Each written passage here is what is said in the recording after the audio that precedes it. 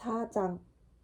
여름방학 동안 대학 당국은 경찰에 출동을 요청했고 기동대는 바리케이트를 부수고 농성 중인 학생들을 모두 체포했다.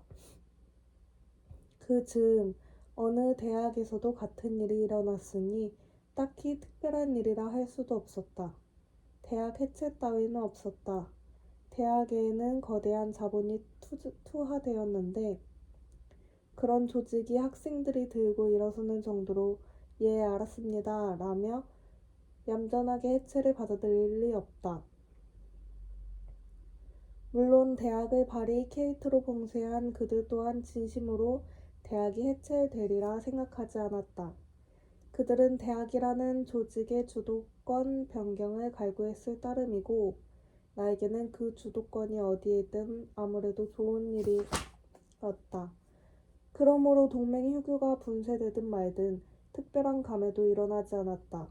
나는 9월에 들어 대학이 거의 폐허로 변했기를 기대하고 가보았지만 대학은 아무 상처도 입지 않은 상태였다.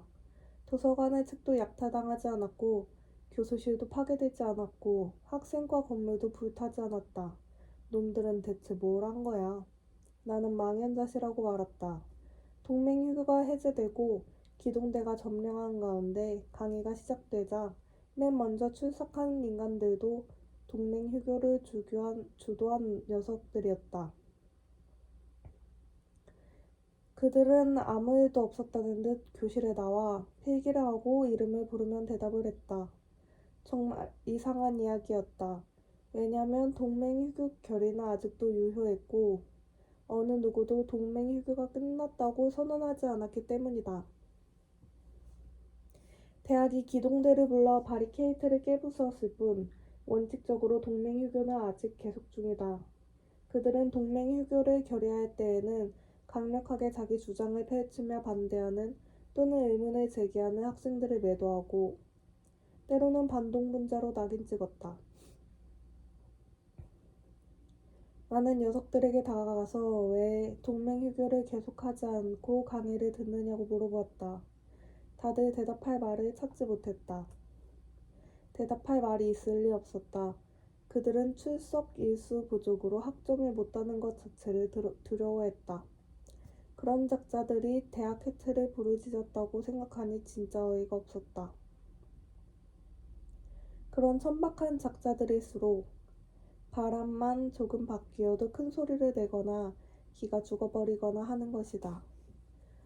이 기즈키, 여긴 정말 말도 안 되는 세계야 하고 속으로 되뇌어 보았다. 이런 놈들이 학점을 따서 사회에 나가 이 세상을 천박하게 만들어버리는 것이다. 나는 얼마간 강의를 나가서도 출석을 부르면 대답하지 않기로 했다.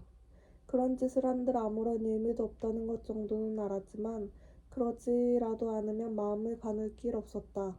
그러나 그 때문에 우리 과에서 내 입장은 더욱더 고립되었다.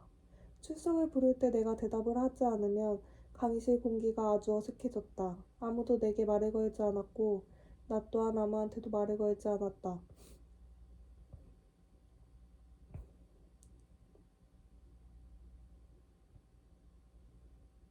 9월 두 번째 주에 나는 대학 교육이란 아무 의미가 없다는 결론에 이르렀다. 그리고 나는 대학 4년의 지겨움을 견뎌내는 훈련 기간으로 삼기로 작정했다. 여기서 대학을 그만두고 사회에 나간다고 해서 무슨 하고 싶은 일이 있는 것도 아니었다. 나는 매일 학교에 가서 강의를 듣고 필기를 하고 쉬는 시간에는 도서관에 가서 책을 읽기도 하고 조사를 하기도 했다. 9월 두 번째 주가 되어서도 특공대는 돌아오지 않았다. 희한한 일을 넘어 경천 동지할 사건이었다. 그가 다니는 학교 강의가 벌써 시작되었는데 특공대가 수업을 빼먹는다는 것은 상상도 할 수 없는 일이다. 그의 책상과 라디오 위에는 뽀얗게 먼지가 쌓였다.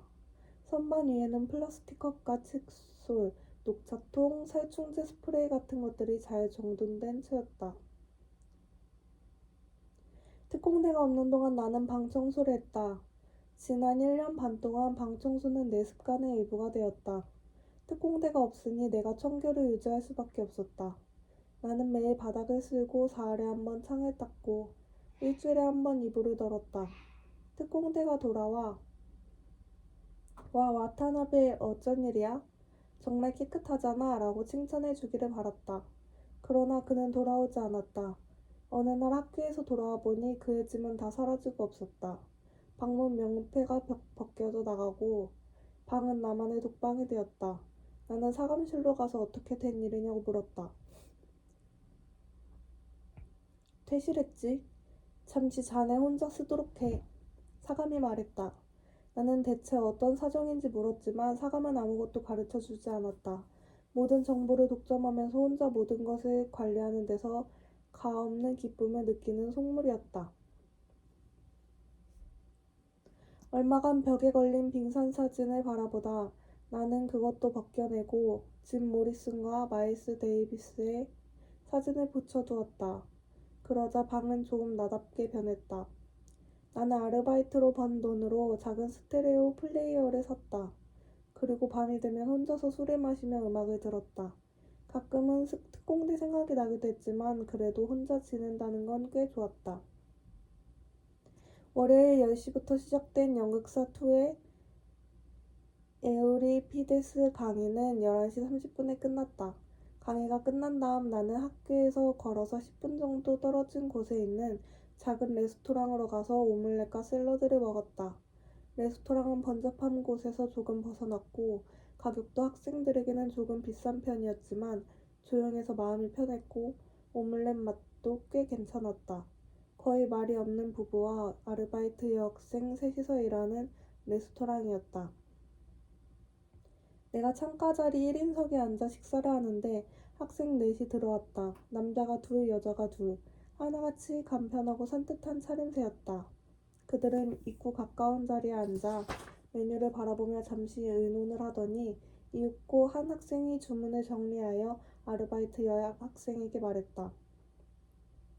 그 가운데 여자의 하나가 나에게 힐끗힐끗 눈길을 주는 걸 느꼈다. 머리를 아주 짧게 잘랐고 짙은 선글라스에 하얀 면 미니 원피스를 입었다. 본 적이 없는 얼굴이라 그냥 무시하고 계속 식사하는데 그녀가 자리에서 일어서더니 내 쪽으로 다가왔다. 그리고 테이블 끝에 한 손을 짚더니 내 이름을 불렀다. 와타나베, 맞지? 나는 고개를 들고 다시 그녀 얼굴을 천천히 살펴보았다. 그러나 아무리 생각해도 처음 보는 얼굴이었다. 눈에 확 띄는 여자애라서 어디서 만났더라면 금세 기억이 날 것이다. 게다가 이 대학에 내 이름을 아는 인간이 그렇게 많을 리도 없었다. 잠깐 앉아도 될까? 혹시 누가 와 여기? 나는 뭐가 뭔지도 모른 채 고개를 끄덕였다. 아무도 안 와, 앉아. 그녀는 달그락 소리를 내며 의자를 끌어당겨 건너편에 앉더니 선글라스 안쪽에서 나를 가만히 바라보다가 내 접시로 시선을 옮겼다. 맛있겠다 이거. 맛있어. 버섯 오믈렛에다 완두콩 샐러드. 다음엔 이걸 시켜야지. 오늘은 다른 걸 시켜버렸으니까. 뭘 시켰는데? 마카로니 그라탱. 마카로니 그라탱도 그런대로 괜찮아. 그런데 우리 어디서 만났던가? 아무리 생각해도 안 떠오르는데.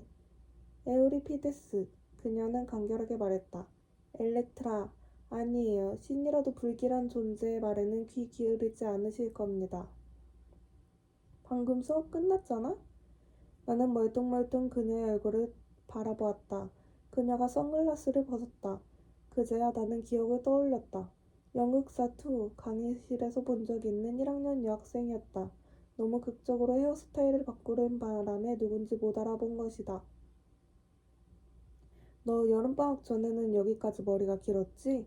나는 어깨에서 10cm 아래쪽을 손가락으로 가리켰다. 응, 여름에 파마를 했어. 그런데 너무너무 보기 싫은 거야. 이게 그때는 진짜 죽어버릴까 고민도 했어. 정말 너무 심했거든? 미역을 머리에 두르고 물에 빠져 죽은 시체 같은 거야. 그렇지만 죽을 각오로면 뭔들 못할까. 오기가 나서 싹 밀어버렸지 뭐. 시원하긴 해 이거. 그러면서 그녀는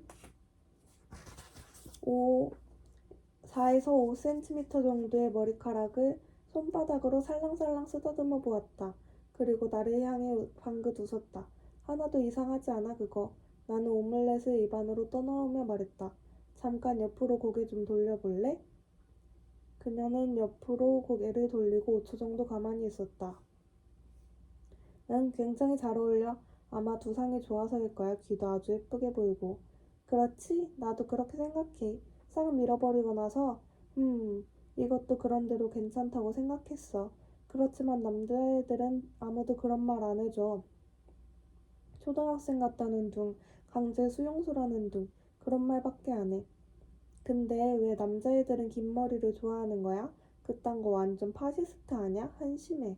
왜 남자애들은 머리가 긴 여자애가 우아하고 마음도 상냥하고 여자답다고 생각하는 거야? 난 말이야, 머리는 길지만 천박한 여자애를 250명은 알아. 정말이라니까? 난 지금이 훨씬 좋아 보이는데? 거짓말이 아니었다. 머리카락이 길 때 그녀는 내가 기억하는 한 그냥 평범하고 귀여운 여자애에 지나지 않았다. 그러나 지금 내 앞에 앉은 그녀는 마치 봄을 맞이해 막 세상으로 튀어나온 작은 동물처럼 신선한 생명력을 힘차게 뿜어내는 존재였다. 그 눈동자는 독립된 생명체처럼 기쁨으로 약동하면서 웃기도 하고 화를 내기도 하고 체념하기도 하고 낙담하기도 했다. 나는 생명력 가득한 이런 표정을 얼마 만에 본 건지 잠시 감동에 젖어 그녀의 얼굴을 바라보았다. 정말 그렇게 생각해? 나는 샐러드를 먹으면서 고개를 끄덕였다. 그녀는 다시 짙은 선글라스를 쓰고 내 얼굴을 바라보았다. 저기, 너 거짓말하는 사람 아니지? 가능하면 정직하게 살고 싶어 하는 사람이야. 그렇다 이거지. 그런데 왜 그렇게 짙은 선글라스를 쓰고 다녀? 나는 물어보았다. 갑자기 머리가 짧아지니까 왠지 모든 게 드러난 것 같아서 마치 벌거벗은 채 사람들 속에 던져진 듯한 느낌이 들어 도무지 마음이 진정되지 않아. 그래서 선글라스를 쓰기로 한 거야. 아, 그렇구나. 나는 남은 오믈렛을 모두 먹어치웠다. 그녀는 내가 먹는 모습을 흥미롭다는 눈길로 가만히 지켜보았다. 저쪽 자리로 안 가도 돼? 나는 그녀와 같이 온 세 사람을 가리키며 물었다. 안 가도 괜찮아. 음식이 나오면 가지 뭐. 아무래도 상관없어. 내가 여기 있으면 먹는데 방해돼? 방해는 무슨, 이제 다 먹었는데 뭘. 그녀가 자기 테이블로 돌아갈 낌새가 안 보여 나는 커피를 시켰다. 아주머니가 접시를 물리고 설탕과 크림을 내려놓았다. 있지. 오늘 강의에서 수기석 부를 때 왜 대답을 안 했어? 와타나베. 네 이름 맞지? 와타나베 도루. 맞아. 그런데 왜 대답하지 않았어? 오늘은 왠지 대답하고 싶지 않았거든. 그녀는 다시 선글라스를 벗어 테이블 위에 올려놓고 우리 속의 신기한 동물이라도 엿보는 눈길로 나를 가만히 바라보았다. 오늘은 왠지 대답하고 싶지 않았거든. 하고 그녀는 중얼거렸다. 너 어쩐지 함프리 보가트처럼 말한다? 쿨하고 터프한 게. 설마 난 아주 평범한 인간이야. 아무데나 굴러다니는. 아주머니가 커피를 들고 와서 내 앞에 내려놓았다. 나는 설탕과 크림을 넣지 않고 그냥 마셨다. 봐, 설탕도 크림도 안 넣잖아. 그냥 단 걸 싫어할 뿐이야. 나는 참을성 있게 설명했다. 너 뭔가 좀 오해하는 것 같아. 왜 그 정도로 탔어?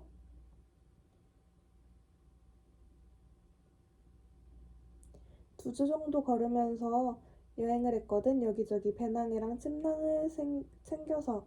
그래서 좀 탄 거야.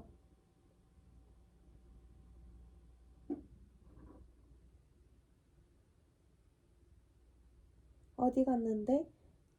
가나자와에서 노토 반도를 삥 둘러서 니가타까지.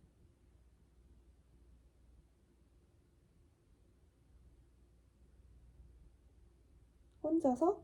응, 가끔 길을 가다 사람을 만나기도 했지만 로맨스도 생기고 그럴까? 여행하다 여자애랑 알게 된다든지. 로맨스? 나는 깜짝 놀라며 말했다. 이봐, 역시 너는 뭔가를 착각하는 것 같아. 침낭 쑤셔 넣고 더부룩한 수염으로 헤매고 다니는 인간이 도대체 어떻게 로맨스 같은 걸 만들 수 있어? 매번 그렇게 혼자서 여행해? 그런 셈이지. 고독한 게 좋아? 그녀는 턱을 괜치 물었다. 혼자서 여행하고 혼자서 밥 먹고 강의도 혼자서 뚝 떨어져 앉아 듣는 게 좋아? 고독한 걸 좋아하는 인간 같은 건 없어. 억지로 친구를 만들지 않는 것뿐이야. 그러다가는 결국 실망할 뿐이니까. 그녀는 선글라스 다리를 입에 물고 중얼거리는 듯한 목소리로 말했다.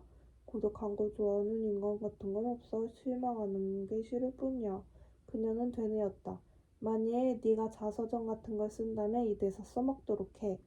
고마워. 녹색 좋아해? 그녀가 물었다. 그건 또 왜? 녹색 폴로 셔츠를 입었으니까. 그래서 녹색 좋아하는지 물어본 거야. 딱히 좋아하는 건 아니야. 무슨 색이든 아무 상관없어. 딱히 좋아하는 건 아니야. 무슨 색이든 아무 상관없어. 그녀는 또 내 말을 따라했다. 난 네 말투 진짜 좋아. 벽에다 흙을 깨끗하게 바르는 것 같은 느낌이야. 지금까지 이런 말을 들어본 적 있어? 다른 사람한테서?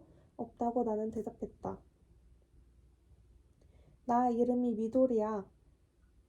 그렇지만 녹색하고는 하나도 안 어울려. 이상하지? 너무하다는 생각 안 들어?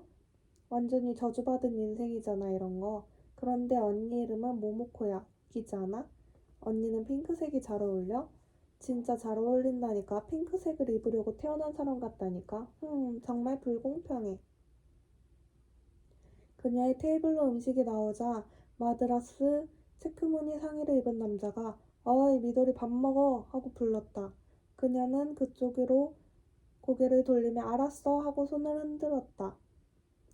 그나저나 와타나베 강의 필기에 연극사 2 하지. 미안하지만 좀 빌려줄래? 2번이나 빼먹었거든.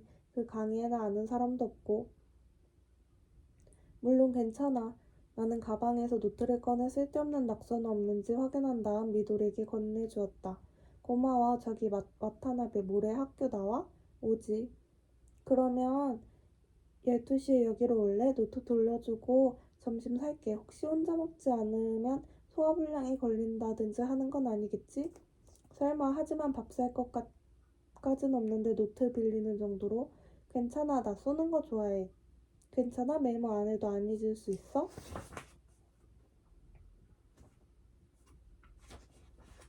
아니죠. 모레 12시에 너랑 여기서 만나. 저쪽에서 어이 미도리 빨리 안 오면 식어 하는 목소리가 들렸다. 근데 말이야 옛날부터 그런 투로 말했어? 미도리는 그 목소리를 무시하고 물었다. 아마 그럴 거야. 별로 의식하지는 않았지만 말투가 특이하다니 정말로 처음 듣는 말이었다. 그녀는 잠시 무슨 생각을 하더니 읽고 방긋 웃으며 자리에서 일어나 자기 테이블로 돌아갔다. 내가 그 테이블 곁을 지날 때 미도리는 손을 들었다. 다른 세 사람은 힐끗 내 얼굴에 눈길을 던졌을 뿐이었다. 수요일 12시가 되었지만 미도리는 레스토랑에 나타나지 않았다. 나는 그녀가 올 때까지 맥주를 마시며 기다릴 작정이었지만 가게가 붐비기 시작해서 어쩔 수 없이 주문을 하고 혼자 밥을 먹었다. 12시 35분에 식사가 끝났지만 그때까지도 미도리는 모습을 보이지 않았다. 계산을 하고 레스토랑을 나와 가게 건너편에 있는 작은 신사 계단에 앉아 술도 깰 겸해서 1시까지 그녀를 기다렸지만 여전히 나타나지 않았다.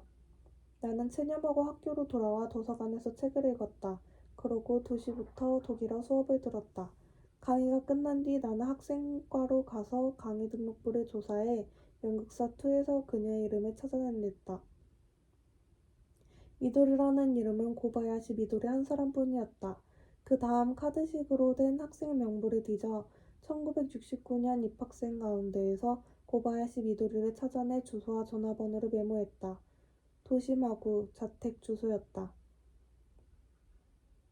나는 공중전화 부스에 들어가 그 번호를 돌렸다. 여보세요? 고바야시 서점입니다. 남자 목소리였다. 고바야시 서점? 죄송하지만 미도리 씨 계신가요?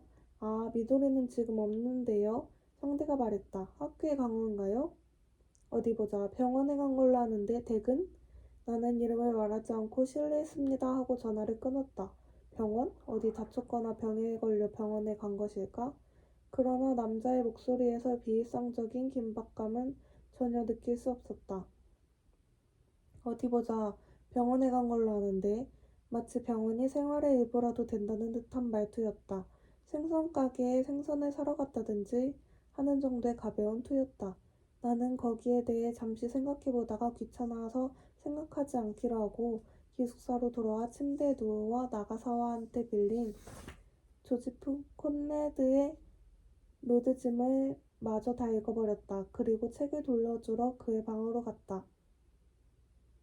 나가사와가 마침 식사를 하러 가는 길이라 나도 같이 식당으로 가서 저녁을 먹었다. 외무성 시험은 어땠어요? 물어보았다. 8월에 외무성 상급 시험 2차가 있었다. 그냥 그랬어. 나가사와는 아무것도 아니라는 듯이 말했다. 그런 거 보통 하듯이 하면 통과돼. 집단 토론이니 면접이니 하는 거니까. 여자애들 꼬드기는 거하고 별반 다르지 않아. 그럼 간단했다는 거네요. 발표는 언젠데요? 10월 초. 붙으면 한턱 낼게. 그런데 외무성 상급 시험 2차라는 거 어떤 거예요? 나가서와 선배 같은 사람들만 옵니까? 설마 대개는 돌기대가리들이야. 돌대가리 아니면 변태, 관료가 되려는 인간 가운데 95%는 쓰레기거든. 이거 거짓말 아니야? 그 자식들 글자도 제대로 못 읽어. 그럼 선배는 왜 외무성에 들어가려 해요? 여러 가지 이유가 있지. 외국 나가는 걸 좋아하는 것을 비롯해 여러 가지. 하지만 가장 큰 이유는 내 능력을 시험해보고 싶다는 욕망이야. 기왕 시험해볼 바에야 가장 큰 곳에서 한번 해보겠다는 거지. 다시 말해 국가라는 거, 엄청나게 큰 관료기구 안에서 내가 과연 어디까지 올라갈 수 있는지, 얼마만한 힘을 줄 수 있는지 시험해보고 싶은 거야, 알겠어? 무슨 게임하는 느낌이네요. 바로 그거야. 게임 같은 거라니까. 나한테는 권력욕이라든지 금전욕 같은 건 거의 없어. 이건 정말이야. 난 천박하고 멋대로 사는 인간일지는 모르겠지만 그런 거 하나는 깜짝 놀랄 만큼 담백해. 이른바 무사무역의 인간이라고나 할까? 그냥 호기심이 있을 따름이야. 넓고 거친 세상에서 내 힘을 시험해보고 싶은 거야. 설마 무슨 이상 같은 게 있는 건 아니죠? 물론 없지. 인생에는 그런 건 필요 없어. 필요한 것은 이상이 아니라 행동 규범이야. 그렇지 않은 인생도 꽤 많지 않습니까? 나 같은 인생 별로 좋아하지 않는다는 말인가? 그런 소리 마세요. 좋고 나쁘고는 없어요. 그렇잖아요? 내가 뭐 도쿄대에 들어갈 수 있는 것도 아니고 원할 때마다 여자랑 잘 수 있는 것도 아니고 말을 잘하는 것도 아니고 남들이 나를 보고 껌뻑 죽는 것도 아니고 여자친구도 없고 이류 사립대학 문학부를 나와서 찬란한 미래를 바라볼 수 있는 것도 아니고 그런데 무슨 말을 할 수 있겠어요? 그러면 내 인생이 부러워? 부럽긴요. 난 너무 나 자신한테 익숙해서 말이죠. 그리고 솔직히 말해 도쿄대라든지 외모상이라든지 관심도 없어요. 그냥 한 가지 부러운 게 있다면 선배가 하스미 씨 같은 멋진 여자친구를 두었다는 겁니다. 그는 잠시 입을 다물고 식사를 계속했다. 어이 와타나베, 나가사와는 식사를 끝내고 나에게 말했다. 자네와 난 말이야. 여기를 떠나 10년이나 20년이 지난 다음 어딘가에서 다시 만날 것 같은 생각이 들어. 그리고 어떤 형태로든 관계가 있을 것 같은 느낌이 들어. 꼭 디킨스 소설 같은 얘기네요. 나는 웃었다. 하긴 그렇네. 내 예감은 잘 맞아떨어져. 그도 웃었다. 식사를 끝내고 우리는 가까운 바에 술을 마시러 갔다. 그리고 9시가 넘도록 거기서 마셨다. 저기 나가사와 선배. 그런데 선배 인생에서 행동 규범이란 건 도대체 어떤 겁니까? 너 들으면 웃을걸? 안 웃어요. 신사로 사는 것. 나는 웃지는 않았지만 자칫 의자에서 굴러 떨어질 뻔했다. 신사라면 그 신사 말입니까? 그럼 그 신사. 신사로 산다는 건 어떤 걸까요? 혹시 정의 내릴 수 있으면 가르쳐 주시죠. 자신이 하고 싶은 걸 하는 게 아니라 해야 할 일을 하는 게 신사지. 선배는 내가 여태까지 만난 사람 가운데에서 가장 이상한 사람입니다. 너는 내가 여태까지 만난 인간 가운데서 가장 제대로 된 인간이야. 그리고 그가 술값을 냈다. 다음 주 월요일 영국사 2 강의에도 고바야시 미도리는 나오지 않았다. 나는 교실 안을 둘러보고 그녀가 없다는 것을 확인한 다음 평소처럼 맨 앞줄에 앉아 강사가 올 때까지 나오코에게 편지를 쓰기로 했다. 여름방학 때 한 여행에 대해 썼다. 걸은 길, 스쳐 지나간 거리들, 만난 사람들에 대해 썼다. 그리고 밤이 되면 늘 너를 생각했다고. 너와 만나지 못한 후부터 내가 얼마나 너를 갈구했는지 알았다고 썼다. 대학은 지겹기 짝이 없지만 자기 훈련이라는 생각으로 열심히 강의를 듣고 공부한다고. 너를 만나지 못하게 되면서 그 어떤 것도 재미가 없다고. 한 번이라도 조은이 만나서 천천히 이야기를 나누고 싶다고. 혹시 가능하다면 지금 있는 요양소를 찾아가서 몇 시간이라도 면회하고 싶은데 그래도 될까? 만약 할 수 있다면 이전처럼 둘이서 나란히 걷고 싶다고. 부담스러울지라도 아무리 짧은 편지라도 좋으니 답장을 기다리겠노라고.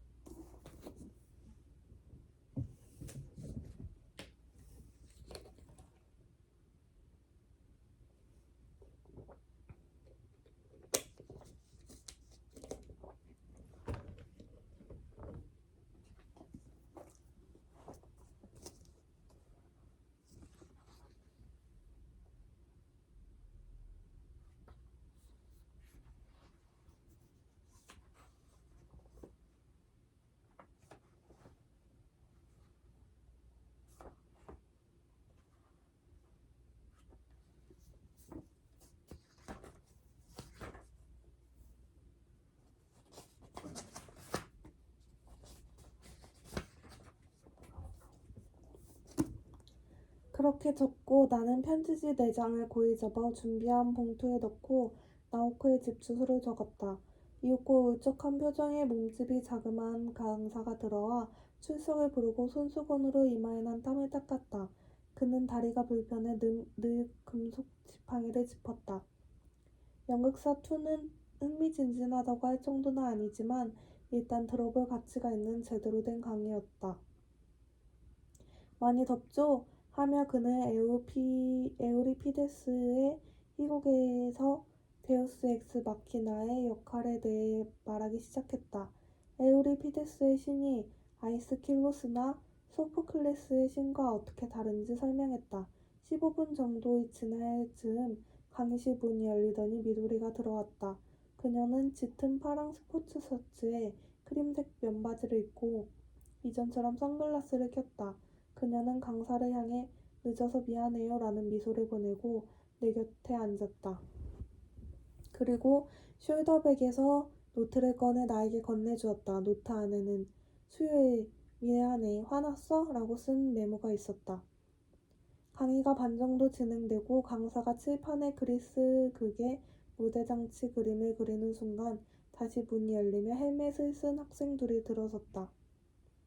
마치 개그 콤비 같았다. 하나는 호리호리한 몸에 하얀 얼굴에 큰 키였고 다른 하나는 키가 작고 둥그스름한 얼굴에 까무잡잡한 피부. 거기에 안 어울리는 수염까지 길렀다. 키가 큰 쪽이 선동전단 뭉치를 가슴에 안았다. 작은 쪽은 강사에게 다가가 이제부터 토론회를 열 것이니 양해해달라고 했다. 지금 이 세상에서 그리스 비극보다 더 심각한 문제가 가득하다고 그는 말했다. 그것은 요구가 아니라 단순히 통고였다. 자기 생각에는 지금 이 세상에 그리스 비극보다 더 심각한 문제가 있을 것 같지는 않지만 무슨 말을 해도 아무 소용이 없을 테니 마음대로 하라고 강사는 말했다. 그러고는 교당 끝을 꼭 잡고 발을 아래로 내린 다음 지팡이를 집어들고 다리를 끌며 교실을 나갔다. 키 큰 학생이 전단을 나누어 주는 동안 어려 보이는 둥근 얼굴이 단상에 서서 연설을 했다. 전단에는 세상 모든 것을 단순화하는 독특하고 간결한 글씨체로 김한적 총장 선거를 분쇄하고 새로운 전 학년 동맹 휴교에 온 힘을 집결하여 일제 산학협동 노선에 철퇴를 가하자라는 문구가 적혔다. 연설도 멋지고 해서 딱히 반론을 펼 생각은 없지만 문장에 설득력이 없었다. 신뢰성도 없고 사람의 마음을 끄는 힘도 없었다. 둥근 얼굴의 연설도 마찬가지였다. 늘 듣던 오래된 유행가였다. 같은 멜로디의 가사의 조사만 살짝 바꾼 것이다. 이들의 진정한 적은 국가 권력이 아니라 상상력의 결핍이라는 생각이 들었다. 우리 나가. 미도리가 말했다. 나는 고개를 끄덕이고 자리에서 일어나 둘이서 교실을 나왔다. 나오는데 둥근 얼굴이 나를 향해 뭐라고 했지만 무슨 말인지 알아들을 수 없었다. 미도리는 또 봐 하고 그들을 향해 살랑살랑 손을 흔들었다. 근데 우리 반 혁명 분자일까? 교실을 벗어난 다음 미도리가 말했다. 혁명이 완성되면 우리 전봇대에 매달릴까?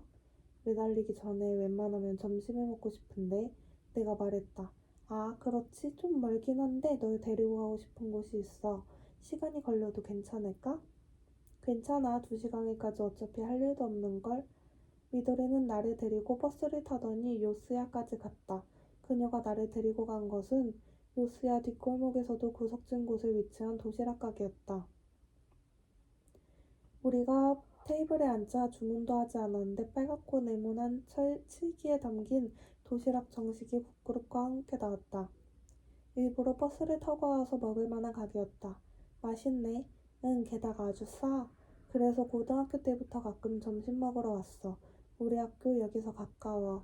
뭐지 엄격했지만 살짝 빠져나와 먹곤 했어. 밖에서 뭘 사 먹다 들키기만 해도 정학 먹이는 학교니까. 선글라스를 벗으니 미도리의 눈은 지난번보다 훨씬 풀어져 보였다. 그녀는 왼쪽 손목에 건 가느다란 은팔찌를 매만지기도 하고 새끼손가락으로 눈가를 가볍게 긁기도 했다. 졸려? 조금 잠이 부족해서 이런저런 일로 좀 바빴거든. 그렇지만 괜찮아. 신경 쓰지 마.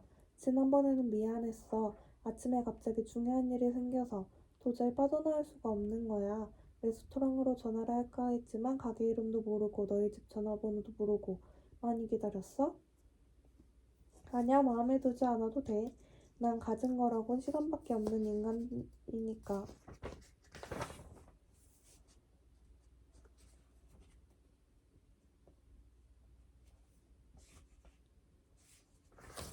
그렇게 남아돌아? 내 시간을 조금 떼어내서 그 속에 널 재워주고 싶을 정도니까. 미도리는 턱을 귀고 방긋 웃더니 내 얼굴을 바라보았다. 너 정말 상냥하다. 상냥한 게 아니라 그냥 한가할 뿐이야. 그건 그렇고 그날 너희 집으로 전화했더니 네가 병원에 갔다던데 무슨 일이라도 있어? 집에? 그녀는 미간을 살짝 찌푸리며 말했다. 어떻게 집 전화번호를 알았어? 학생과에 가서 알아봤지. 물론 누구라도 알아낼 수 있는 거야. 아, 하고 그녀는 2~3번 고개를 끄덕이더니 다시 팔찌를 매만졌다. 그렇네. 그건 생각도 못했네. 네 전화번호도 그렇게 찾으면 됐을걸. 하지만 병원 말인데 그건 다음에 말할게. 지금 별로 말하고 싶지 않거든. 미안해. 괜찮아. 괜한 일을 물은 것 같기도 하고. 아니야, 그렇지만 않아. 지금 좀 피곤해서 그럴 뿐이야. 비 맞은 원숭이만큼 피곤해. 집에 가서 자는 게 좋지 않을까? 아직 자고 싶지 않아. 좀 걷자. 그녀는 요스야역에서 조금 떨어진 자기가 다니던 고등학교 앞으로 나를 데리고 갔다. 요스야역 앞을 지나칠 때 나는 불현듯 나옥고와 끝도 없이 걸었던 기억을 떠올렸다. 그러고 보니 모든 것은 이 장소에서 시작되었다. 그 5월의 일요일에 조선 전철 안에서 우연히 나오코를 만나지 않았더라면 내 인생도 지금과는 많이 다를 것이라는 생각이 들었다. 그러나 금세, 아니 만약에 그때 만나지 않았더라도 결국은 마찬가지였을지도 모른다고 생각을 고쳤다. 아마도 우리는 그때 만나야 했기에 만났을 것이고 그때 만나지 않았더라도 또 다른 곳에서 만났을 것이다. 딱히 무슨 근거가 있는 건 아니지만 나는 그런 생각을 했다. 고바야시 미도리와 나는 둘이서 공원 벤치에 앉아 그녀가 다녔던 고등학교 건물을 바라보았다.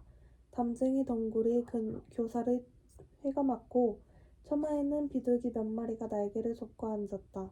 분위기 있는 오래된 건물이었다. 정원에는 커다란 느티나무가 무성한 잎을 펼쳤고 그 곁에서 하얀 영희가 모락모락 피어올랐다. 여름의 장광이 연기에 한층 뽀얀 빛을 더했다. 와타나베, 저 연기 뭔지 알겠어? 갑자기 미도리가 물었다. 몰라.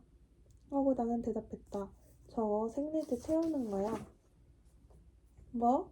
소리를 지르는 것 말고는 달리 할 말이 없었다. 생리대, 탐폰 그런 것들. 미도리는 방긋 웃었다. 다들 화장실 쓰레기통에 버리잖아. 여학교니까. 그걸 경비 아저씨가 모아서 소각로에서 태우는 거야. 그게 바로 저 연기. 말을 듣고 보니까 정말 심상치 않은 기운이 느껴지네. 응, 나도 교실 창에서 저 연기를 볼 때마다 그런 생각을 했더랬어. 정말 대단하다고. 우리 학교는 중학교, 고등학교 합해서 1,000명 가까이 되거든. 하긴 아직 시작도 안 한 애들도 있을 테니까 900명 정도로 보고 그 가운데 5명 중 하나가 생리 중이라고 한다면 180명 정도. 하루에 180명분의 생리대가 쓰레기통에 들어가는 셈이야. 그 정도는 될 것도 같네. 정확히는 잘 모르겠지만. 대단한 양일 거야. 180명분이니까. 그런 걸 끌어모아 태우는 거 정말 어떤 느낌일까? 글쎄, 상상이 잘 안 가. 내가 말했다. 내가 그런 걸 어떻게 한단 말인가. 잠시 우리는 그 흰 연기를 바라보았다. 사실 난 저 학교에 가고 싶지 않았어. 미도리는 고개를 살짝 저었다. 그냥 평범한 공립학교에 가고 싶었어. 보통 애들이 다니는 평범한 학교. 즐겁고 여유롭게 청춘을 보내고 싶었는데 부모의 허영심이 나를 저기에 몰아넣은 거야. 왜 있잖아 초등학교 때 성적이 괜찮으면 생기는 일. 선생님이 이 애는 이 정도 성적이니 여기쯤은 들어갈 수 있다고. 그래서 들어간 거야. 6년이나 다녔지만 정이 안 들었어. 하루라도 빨리 여길 벗어나고 싶다. 하루라도 빨리 여길 벗어나고 싶다. 이런 생각만 하면서 학교를 다닌 거야. 저기 난 무지각 무결석으로 개근상까지 받았어. 그렇게나 학교가 싫었는데도. 왜 그랬는지 알아? 모르겠는데. 학교가 죽을 만큼 싫었으니까. 그래서 하루도 쉬지 않았어. 지는 게 싫어서. 한 번 꺾이면 끝장이라고 생각했거든. 열이 90도까지, 39도까지 올랐을 때에도 거의 기어서 학교에 갔어. 선생님이 얘, 고바야시 어디 아픈 거 아니니? 하고 물어도 아니요, 괜찮아요. 거짓말을 하면서까지 버텼어. 무지각 무결성으로 개근상정하고 프랑스어 사전도 받았어. 그래서 대학에서는 독일어를 선택한 거야. 그렇잖아. 그 학교에 혜택 같은 거 받고 싶지 않은 거야. 웃기지 말라고 해. 학교 어디가 그렇게 싫었어? 넌 학교가 좋았어? 딱히 좋은 것도 아니고 싫은 것도 아니었지 뭐. 난 아주 평범한 공립학교에 다녔지만 별로 신경 쓰지 않았거든. 저 학교. 미도리는 새끼손가락으로 눈 주위를 긁으면서 말했다.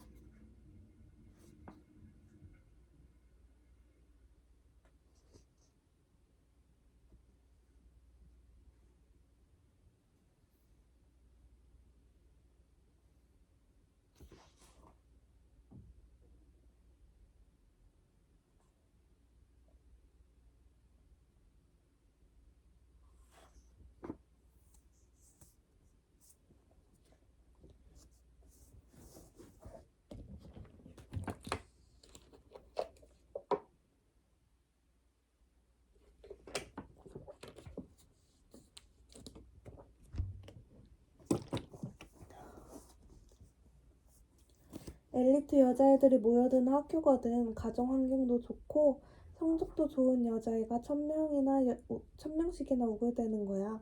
부잣집 딸들뿐이야. 안 그러면 못 버텨. 학비도 비싸고 기부금도 내야 하고 수학여행도 교토의 고급 여관을 빌리고 오칠한 그릇이 나오는 고급 정식을 먹고 1년에 한 번 오쿠라 호텔 식당에서 테이블 매너 강습을 받고 아무튼 모든 게 평범하지가 않아. 저기 알겠어? 우리 학년 160명 가운데 도시마구에 사는 애는 나밖에 없었어. 언젠가 학생 명부를 모두 조사해 본 적이 있거든. 대체 다들 어디에 사는지 궁금해서 기절하는 줄 알았지. 지오다구 3번가, 미나토고 모토아자부, 못하고 데넨초후, 세타가야 구세이조 하나같이 다 그런 거야. 혼자 지바현 가시와에 사는 여자애가 있어서 그 애랑 잠깐 사이좋게 지냈어. 좋은 애였지. 자기 집에 놀러 오라고 너무 무거워서 좀 미안하긴 하지만 그러기에 그럼 한번 가볼까 하고 갔더니 이건 뭐 눈이 뒤집힐 판이었지. 집을 한 바퀴 도는데 15분이나 걸려. 엄청난 정원이 있고 수영차 크기만한 개 2마리가 쇠고기 덩어리를 우적우적 씹는 거야.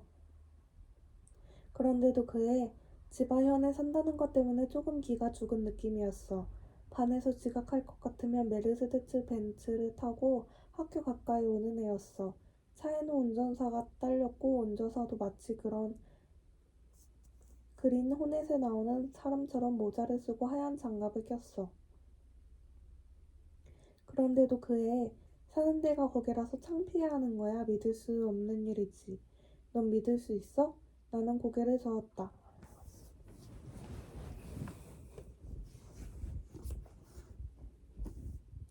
도시마구 기타오스카. 그런 주소는 아무리 찾아봐도 나밖에 없는 거야. 게다가 아버지 직업란은 일의 서점 경영이라고. 덕분에 반 친구들이 나를 아주 신기한 눈으로 봤어. 좋아하는 책을 마음껏 읽을 수 있어 좋겠다고. 웃기지 말라고 해. 다들 무슨 기노코니아 같은 대형 서점 같은 걸 생각하는 거야. 그 애들 서점이라는 면 그런 것밖에 생각 못해. 실상이란 정말 못 봐줄 노릇이지. 고바야시 서점, 불쌍한 고바야시 서점. 대그 덕분에 열면 눈앞에 쭉 진열된 잡지가 보여. 가장 잘 팔리는 게 여성 잡지. 새로운 섹스 테크닉, 도판 해설 48장면 부록이 달린 것들. 근처 아줌마들이 그런 걸 사서 부엌 테이블에 앉아 열심히 읽고 남편이 돌아오면 한번 해보는 거지. 그거 엄청 자극적이야. 대체 그 아줌마들 무슨 생각을 하며 사는지 모르겠어. 그리고 만화. 이것도 잘 팔려. 매거진, 썬데이, 점프, 그리고 물론 주간지. 아무튼 거기가 잡지야. 문구도 조금 있지만 별거 아니야. 미스터리나 역사물, 성인물 그런 것밖에 안 팔려. 그리고 실용서, 바둑수, 정석, 분재, 결혼식 스피치, 반드시 알아야 할 성생활, 담배 끊는 방법 따위. 거기다 우리 서점에서는 문구류까지 팔아. 계산대 옆에 볼펜이라든지 연필, 노트 따위가 있어. 그것뿐이야. 전쟁과 평화도 없고 성적인 것도 없고 호밀밭에 파수꾼도 없어. 그게 고바야시 서점이야. 그런데 뭐가 부럽다는 거야? 넌 부럽니? 풍경이 눈앞에 떠오르네. 그런 가게야. 이웃 사람들은 모두 우리 집에서 책을 사. 배달도 해줘.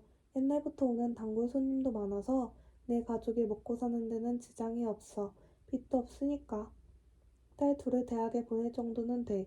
근데 그뿐이야. 그 이상 무슨 특별한 걸 할 만한 여유는 없어. 그런 학교에 나를 보내서는 안 되었던 거야. 사람만 비참해질 뿐이야.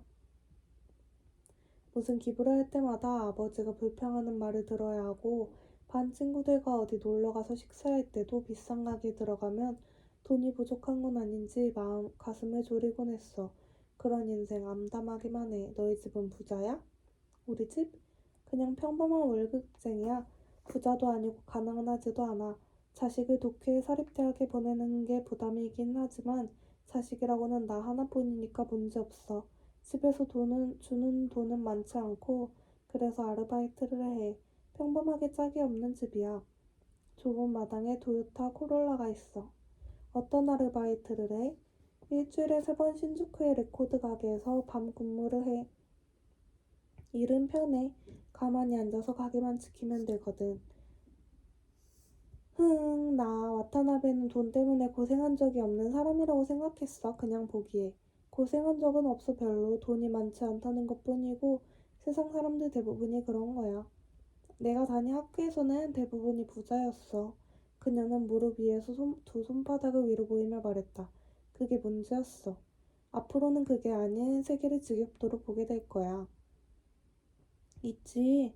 부자의 가장 큰 이점이 뭐라고 생각해? 몰라. 돈이 없다는 말을 할 수 있다는 거야. 이를테면 내가 우리 반 친구들에게 뭘 좀 하자고 하면 난 지금 돈이 없어서 안 돼라고 해.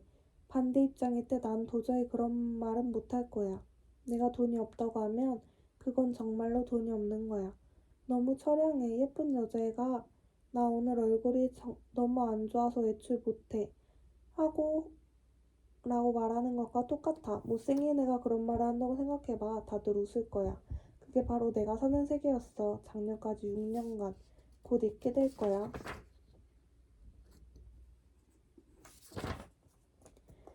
정말 빨리 잊고 싶어. 난 대학에 들어와서 얼마나 마음이 편해졌는지 몰라. 정말 모든 사람이 가득해서, 보통 사람들이 가득해서. 그녀는 살짝 입술을 비틀며 미소 짓더니 짧은 머리카락을 손바닥으로 쓰다듬었다. 너도 무슨 아르바이트 해? 응, 지도 해설했어. 저기 지도를 사면 조그만 책자 같은 게 하나 딸려 있잖아. 지역 설명이라든지 인구라든지 명소라든지 여러 가지가 적힌 거. 어디를 가면 멋진 하이킹 코스가 있고 이런저런 전설이 있고 어떤 곳이 피고 어떤 새가 있다는 등 그런 원고를 작성하는 일이야. 정말 간단한 일이야. 눈 깜짝할 사이 해치해버려. 희비야, 도서관에 가서 하루만 책을 찾아보면 한 권 정도는 가볍게 만들 수 있거든. 별것도 아닌 요령만 좀 부리면 일감은 얼마든지 들어와. 요령이라면 어떤 거? 그건 말이야, 다른 사람이 안 쓰는 걸 살짝 집어넣는 거야. 그러면 지도 회사 담당자가 저의 문장이 좋은데? 라고 생각하는 거지. 엄청 감탄도 하고 그래. 그래서 일감을 많이 줘 뭐. 대단한 아이디어를 내는 것도 아니야. 아주 사소한 거 하나면 돼. 이를테면 댐을 조성하는 바람에 마을이 하나 잠겨버렸지만 철새들은 아직도 그 마을을 기억해서 계절이 오면 새들이 댐 위를 빙글빙글 도는 풍경을 볼 수 있다고. 그런 에피소드를 하나 정도 슬쩍 끼워 넣으면 무척 좋아하는 거지. 그렇지. 그거 서정적인 그림이 그려지잖아? 보통 아르바이트 하는 애들 별로 아이디어를 내지 않거든. 그러니까 꽤 돈을 받아 원고 써서. 그런 에피소드를 찾아내다니 참 대단한 것 같은데? 그런지도 모르지. 미도리는 내 말에 고개를 살짝 기울였다. 그건 찾으려면 찾을 수 있는 거고 만일 아무것도 없으면 해가 되지 않을 만큼 조금 지어내면 되는 거야. 아, 그렇구나. 나는 감탄했다. 피스. 그녀는 내가 사는 기숙사 얘기를 듣고 싶어 해서 국기 이야기나 특공대의 라디오 체조 이야기를 해주었다. 미도리도 특공대 이야기를 듣고 박장대소했다. 특공대는 모든 사람을 즐겁게 해주는 존재 같았다. 미도리는 재미있을 것 같으니 언젠가 꼭 한번 기숙사 구경을 시켜달라고 했다. 직접 보면 재미없을 거라고 나는 말했다. 남학생 몇 명이 지저분한 방에서 술도 마시고 마스터베이션도 하는 곳일 뿐이야. 와타나베도 해 그런 거? 안 하는 인간들은 없어. 나는 친절하게 설명해 주었다. 여자애들이 생리를 하는 것처럼 남자는 마스터베이션을 하는 거야. 다들 해 누구든 해. 애인 있는 사람도 할까? 섹스 상대가 있는 사람도? 그런 문제가 아니야. 내 옆방에 사는 게이오대 학생은 마스터베이션을 하고 나서 데이트를 하러 가. 그러는 편이 마음이 안정된다고 해. 난 그런 세계를 잘 몰라서 그래. 줄곧 여학교에 있었으니까. 그런 건 여성 잡지 부록에도 없을 테고. 못 말려. 그러면서 미도리는 웃었다. 그런데 와타나베 이번 일요일에 시간 있어? 약속 있어? 모든 일요일이 비었어. 6시부터 아르바이트 가야 하지만. 괜찮으면 우리 집에 한번 놀러 올래? 고바야시 서점에. 가게 문은 닫지만 난 저녁 때까지 집을 지켜야 해. 중요한 전화가 올 수도 있어서. 같이 밥 먹자. 내가 만들어줄게. 고마워. 미도리는 노트 페이지를 찢어 집까지 오는 길 약도를 상세히 그려주었다. 그리고 빨간 볼펜을 꺼내 집이 있는 위치에 커다랗게 X표를 했다. 알기 싫어도 알 수 있을 거야. 고바야시 서점이라고 커다란 간판이 걸려 있으니까. 12시 정도에 올 수 있어? 점심 준비해둘 테니. 나는 고맙다고 한 다음 지도를 호주머니에 넣었다. 그리고 이제 학교로 돌아가 독일어 수업을 들어야 한다고 말했다. 미도리는 가야 할 때가 있다면서 요스야에서 전철을 탔다.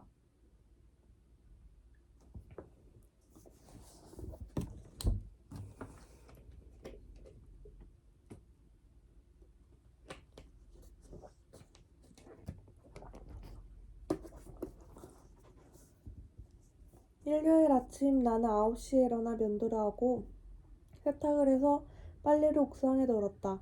하늘은 기분 좋게 개었다. 올해 처음으로 가을 냄새를 맡았다. 고추 잠자리 무리가 정원이를 빙글빙글 돌고 이웃 아이들이 잠자리채를 들고 마구 뛰어다녔다. 바람 한 점 없어서 국기는 아래로 축 늘어졌다.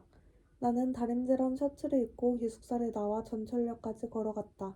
일요일 학생 거리는 텅 비어 마치 죽은 듯 고요하고 사람 그림자 하나 찾아볼 수 없고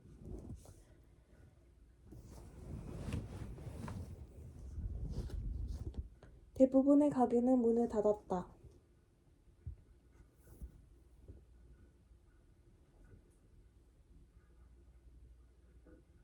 거리의 온갖 소리가 평소와는 달리 아주 또렷하게 울렸다. 나무굽이 달린 신발을 신은 여자애가 달가닥 소리를 내며 아스팔트 도로를 가로지르고 전철 차고 옆에서는 4~5명의 아이들이 늘어세운 빈 강통에 돌을 던졌다. 유일하게 문을 연 꽃집에서 수선화 몇 송이를 샀다. 가을에 수선화를 사는 것도 이상한 일이지만 난 옛날부터 수선화를 좋아했다. 일요일 아침에 전철 승객은 할머니뿐이었다. 내가 타자 할머니들은 내 얼굴과 내 손에 든 수선화를 번갈아 바라보았다. 한 할머니가 내 얼굴을 바라보며 활짝 웃었다. 나도 마주 웃어주었다. 맨 뒷자리에 앉아 창밖으로 스쳐가는 오래된 집들을 바라보았다. 전철은 그 주택들을 스치듯 달렸다. 어떤 집 건조대에는 토마토를 심은 화분이 10개 나란히 줄을 섰고 그 옆에 커다란 검은 고양이가 햇볕을 쬐었다. 어린아이 하나가 마당에서 비눗방울을 날리는 것이 보였다. 어디에선가 이히다 아유미의 노랫소리가 들려왔다. 카레라이스 냄새가 떠돌았다. 전철은 친밀한 서민의 거리를 누비듯 달렸다. 도중에 역에서 승객 몇이 탔고 할머니 셋은 지칠 줄 모르고 머리를 맞댄 채 열심히 대화를 나누었다. 오스카역 가까이에서 나는 전철을 내려 그리 화려하지 않은 큰 길을 그녀가 그려준 대로 걸었다. 길가에 늘어선 상점은 이것도 저것도 번성하는 것 같지는 않았다. 어디랄 것도 없이 모두 오래되었고 안은 어두컴컴했다. 간판 글자가 거의 지워진 곳도 있었다. 오래된 건물 스타일로 보건대 이 부근이 전쟁 때 폭격을 받지 않았음을 알 수 있었다. 그래서 이런 집들이 그대로 남은 것이다. 물론 새로 지은 건물도 있고 증축도 하고 부분적으로 개보수도 한 듯 했지만 그런 건물일수록 오히려 옛 모습을 간직한 건물보다 더 추해 보였다. 많은 자동차들, 탁한 공기, 소음, 비싼 집세 때문에 사람들은 앞다투어 교회로 옮겨가 버리고 남은 것이라고는 싸구려 연립주택이나 서택, 아니면 이사하기 힘든 상점 또는 고집스럽게 옛날부터 살던 장소에 눌러앉은 사람뿐인 듯한 분위기를 풍기는 거리였다. 자동차 배기가스 탓에 마치 안개가 낀 듯 모든 것이 뿌옇고 우중충했다. 그런 거리를 10분 정도 걸어서 주유소 길 모퉁이를 오른쪽으로 굽어 틀자 작은 상점 닷가가 나오고 그 한가운데 언저리 고바야시 서점이라는 간판이 보였다. 분명 큰 서점은 아니었지만 미도리 이야기를 듣고 상상한 것처럼 그렇게 작지는 않았다. 아주 평범한 거리에 아주 평범한 책방이었다. 내가 어린 시절 발매일을 기다려서 소년 잡지를 사러 마구 달려가던 동네 책방 같은 곳이었다. 고바야시 서점 앞에 서는 순간 나는 어쩐지 그리운 옛날의 기억 속에 들어온 듯한 느낌에 사로잡혔다. 어느 거리에도 이런 서점이 있는 것이다. 가게는 셔터를 내렸는데 셔터에는 주간 몬춘, 매주 목요일 발매라고 적혀 있었다. 12시까지는 아직 15분이 남았지만 수선화를 들고 상점가를 걸어다니며 시간을 죽이기도 못하고 해서 나는 셔터 곁에 붙은 초인종을 누르고 두세 걸음 물러나 기다렸다. 15초 정도 기다렸지만 대답이 없었다. 다시 한번 벨을 누를까 말까가 망설이는데 위에서 드르륵 창문 열리는 소리가 들렸다. 고개를 들어 올려다보니 미도리가 창으로 머리를 내밀고 손을 흔들었다.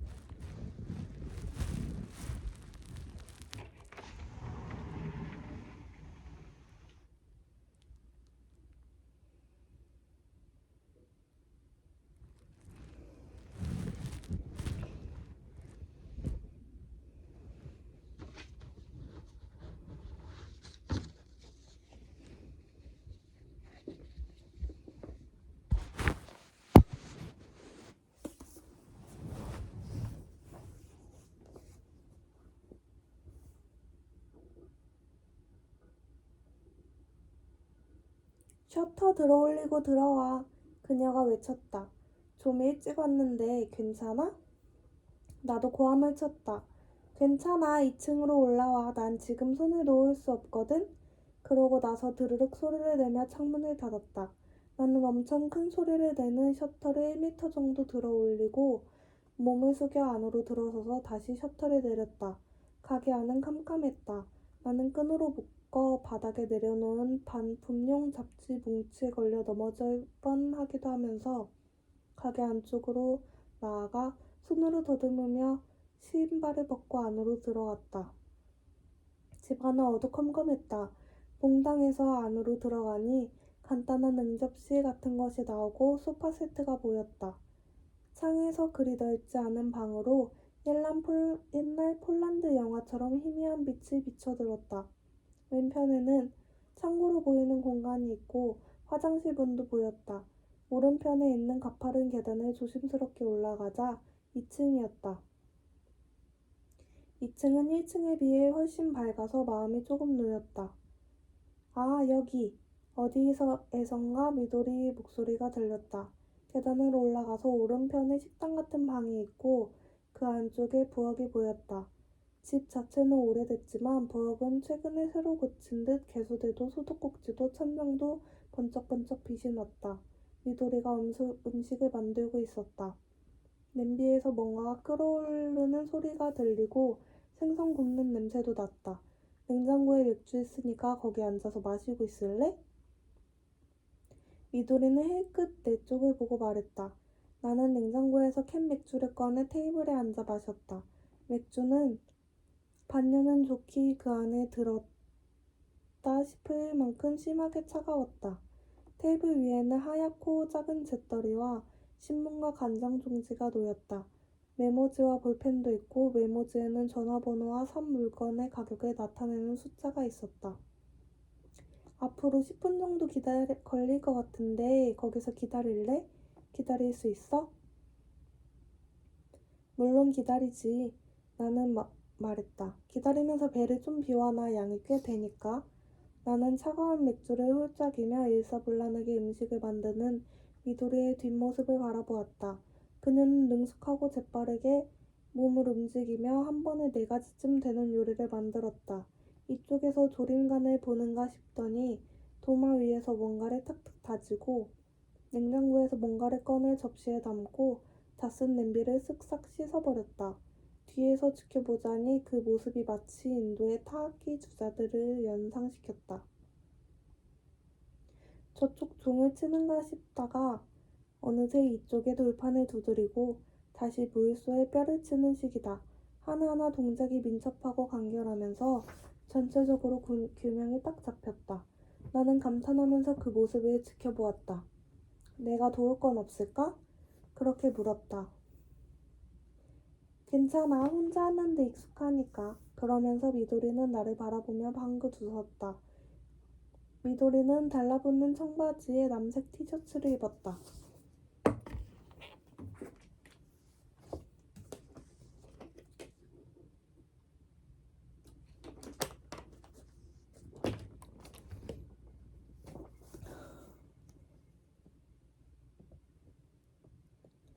티셔츠 등에는 애플 레코드의 사과 그림이 크게 찍혀 있었다. 뒤에서 바라보니 허리가 깜짝 놀랄 만큼 가늘었다. 마치 허리를 튼튼하게 하는 성장의 단 한 개가 어떤 사정으로 빠져버린 듯이 보일 만큼 가녀린 허리였다. 그래서 보통 여자애가 통 좁은 청바지를 입은 모습보다 훨씬 중성적인 느낌이 들었다. 개수대 위에 창으로 파고드는 밝은 햇빛이 그녀의 몸 테두리에 뽀얀 선을 그려 덧그려 넣었다. 그렇게 대단한 거 안 만들어도 되는데, 내가 말했다. 전혀 대단하지 않아. 미도리가 나를 돌아보며 말했다. 어제는 너무 바빠서 쇼핑을 못했거든? 그래서 냉장고에 든 걸로 그냥 만들어 본 거야. 부담 갖지 마, 정말이야. 게다가 손님 접대를 잘하는 게 우리 집 전통이거든? 우리 가족은 왠지 모르겠지만 사람 대접하는 걸 너무 좋아해. 근본적으로 이 습관은 거의 병이라고 할까? 딱히 친절한 가족도 아니고 딱히 그 덕에 인망이 높은 것도 아닌데 아무튼 손님이 오면 무슨 일이 있건 제대로 대접하지 않으면 견디지 못하는 가족이라니까. 하나같이 다 그런 성격이야. 다행인지 불행인지. 그래서 말인데 우리 아빠는 술도 거의 안 마시는데 집에 술은 엄청 많아. 왜 그럴까? 손님에게 주려고. 그러니까 맥주 마음껏 마셔. 마음 푹 놓고. 고마워. 순간 나는 아래층에 수선화를 두고 온 것을 깨달았다. 신발을 벗을 때 곁에 무심코 내려놓고는 잊어버린 것이다. 나는 어두컴컴한 아래층으로 내려가 10송이의 하얀 수선화를 들고 돌아왔다. 미도리는 찬장에서 가늘고 긴 유리잔을 꺼내 거기에 수선화를 꽂았다. 나 수선화를 정말 좋아해.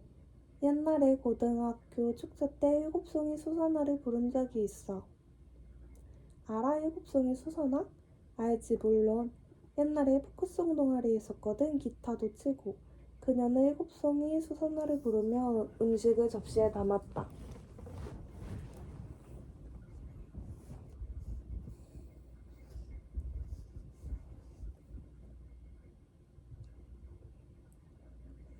미도리의 음식 솜씨는 내가 상상했던 것보다 훨씬 대단했다. 정갱이 식초 절임, 두툼한 계란말이, 양념 삼치구이, 가지나물, 순채장국, 버섯밥. 거기에다 단무지를 잘게 썰어 깨를 뿌린 것이 듬뿍 곁들여졌다. 간을 옅게 하여 슴슴한 완벽한 관서식이었다. 정말 맛있어. 나는 진심으로 감탄하며 말했다. 와타나베 솔직히 내 음식 별로 기대하지 않았지? 척 보고 그렇게 생각했지? 좀 그랬지. 나는 솔직하게 말했다. 넌 관서 출신이니까 이런 맛 좋아하지 않아? 나 때문에 일부러 간을 얇게 한 거야? 설마. 아무리 그래도 그렇지. 그런 귀찮은 짓은 안 해. 우리 집은 늘 이런 맛이야. 아버지 어머니가 관서분이셔? 아빠는 여기서 쭉 살았고 엄마는 후쿠시마 출신. 우리 친척 가운데에서도 관서 출신은 한 사람도 없어. 우리는 북관동, 지방 토박이야. 그건 좀 이상하네. 그런데 어떻게 제대로 된 전통 관서 음식을 만들 수 있어? 누구한테 배운 거야? 이야기를 하자면 좀 길어질 것 같은데 그녀는 계란말이를 먹으며 말했다. 우리 엄마는 집안일에 속하는 모든 일을 싫어하는 사람이라 제대로 된 음식 같은 건 거의 만들어 본 적이 없어. 게다가 우리 집은 장사를 하잖아? 그래서 바쁜 날에는 사다 먹자는 둥, 정육점에서 만든 크로켓으로 때우자는 등 그런 일이 꽤 많았지. 난 어릴 적부터 그런 게 정말 싫었어. 너무너무 싫었던 거야. 카레를 4일치나 끓여두고 매일 먹으라는 그런 거.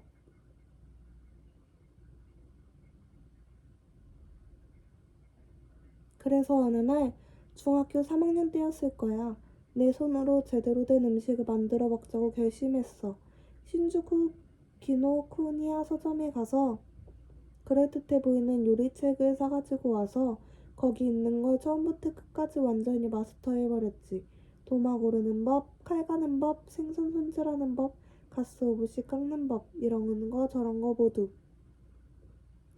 그 책을 쓴 사람이 관서 출신이라 내 요리도 자연히 관서식이 되어버린 거야. 그럼 이거 모두 책 보고 배운 거네? 나는 깜짝 놀라서 물었다. 그 다음에는 용돈을 모아서 전통 일본 정식을 먹으러 다니기도 했고 그렇게 맛을 배운 거야. 내가 이래봬도 센스는 좋아. 논리적인 사고는 꽝이지만 어디서 배운 것도 아닌데 이 정도로 만들 수 있다니 대단해. 확실히. 얼마나 고생했는데. 미도리는 한숨을 내쉬고 말했다.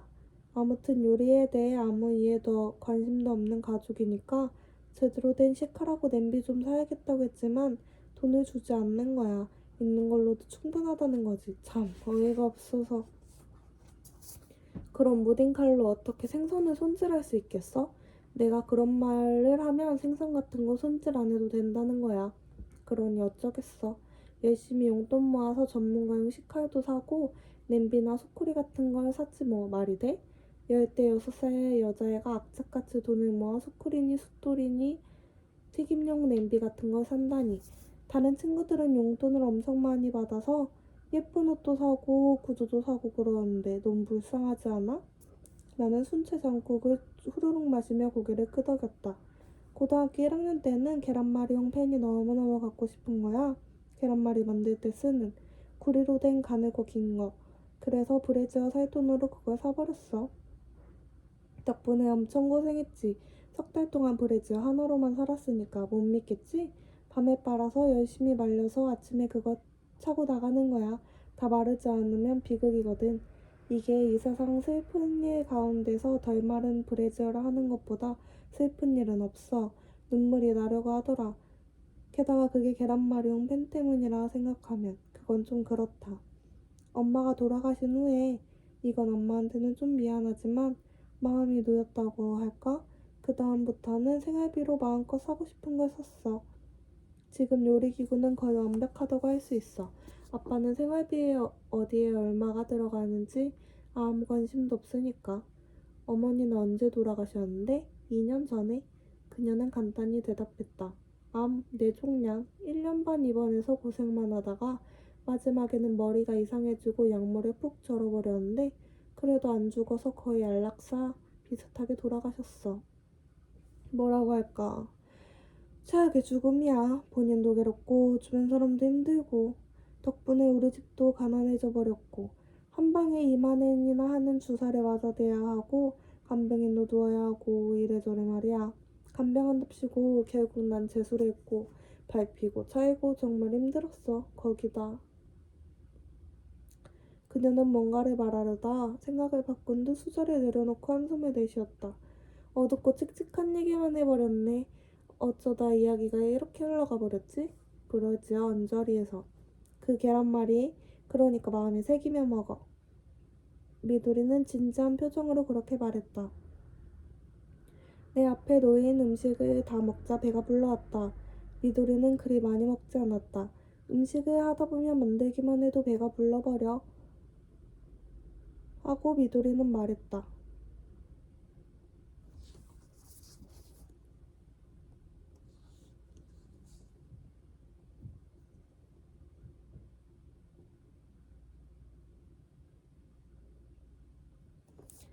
식사가 끝나자 그녀는 그릇을 정리하고 식탁을 닦고 어디선가 말보로 담뱃갑을 들고 와 한깃비를 빼물고 상냥으로 불을 붙였다. 그리고 수선화를 꽂은 유리잔을 손에 들고 잠시 바라보았다. 이대로 두는 게 좋을 것 같아. 꽃병에 옮기지 않는 게 좋겠어.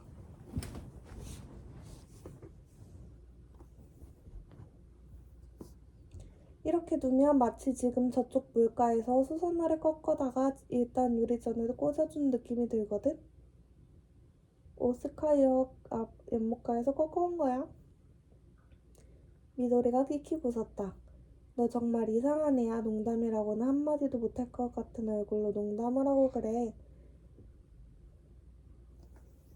미도리는 턱을 괸 채 반쯤 피운 담배를 재떨이에 짓눌러 껐다. 연기가 눈에 들어간 듯 손가락으로 눈을 비볐다. 여자는 좀 우아하게 담배를 끄는 거야. 나는 말했다. 지금 그건 꼭 산에서 나무하는 선머슴이 같잖아. 억지로 끄려 하지 말고 주변부터 천천히 꺼지게 하는 거야. 그러면 그렇게 콩초가 구겨지지 않아. 그건 너무했어. 그리고 무슨 일이 있어도 코로 연기를 뿜어서는 안 돼. 남자랑 둘이서 식사하는데 3달 동안 브래지어 하나로 버텼다는 이야기도 별로 하지 않지, 보통 여자라면. 난 여자 나무꾼이거든. 미도리는 코 옆을 손가락으로 긁으며 말했다. 아무리 해도 세련되지가 않아. 때로 농담하듯 세련된 행동도 해보지만 도무지 몸에 붙지가 않아. 또 할 말 있어? 말 모르는 여자애가 피우는 담배가 아냐. 상관없어 그런 거. 어차피 뭘 피우든 맛없기는 마찬가지니까. 그리고 손 안에서 말보루의 빨간 값을 빙글빙글 돌렸다. 지난달부터 피우기 시작했어. 사실은 그렇게 피우고 싶지도 않았지만 그냥 한번 피워볼까 했어. 불현듯.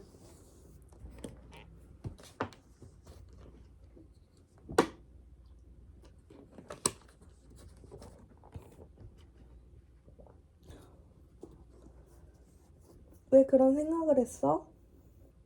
미도리는 식탁 위에 놓인 두 손을 꼭 맞대고 잠시 생각했다. 무작정 와타나베는 담배 안 피워? 6월에 끊었어. 왜 끊었어? 귀찮아서. 밤중에 담배가 떨어졌을 때 괴로운 거.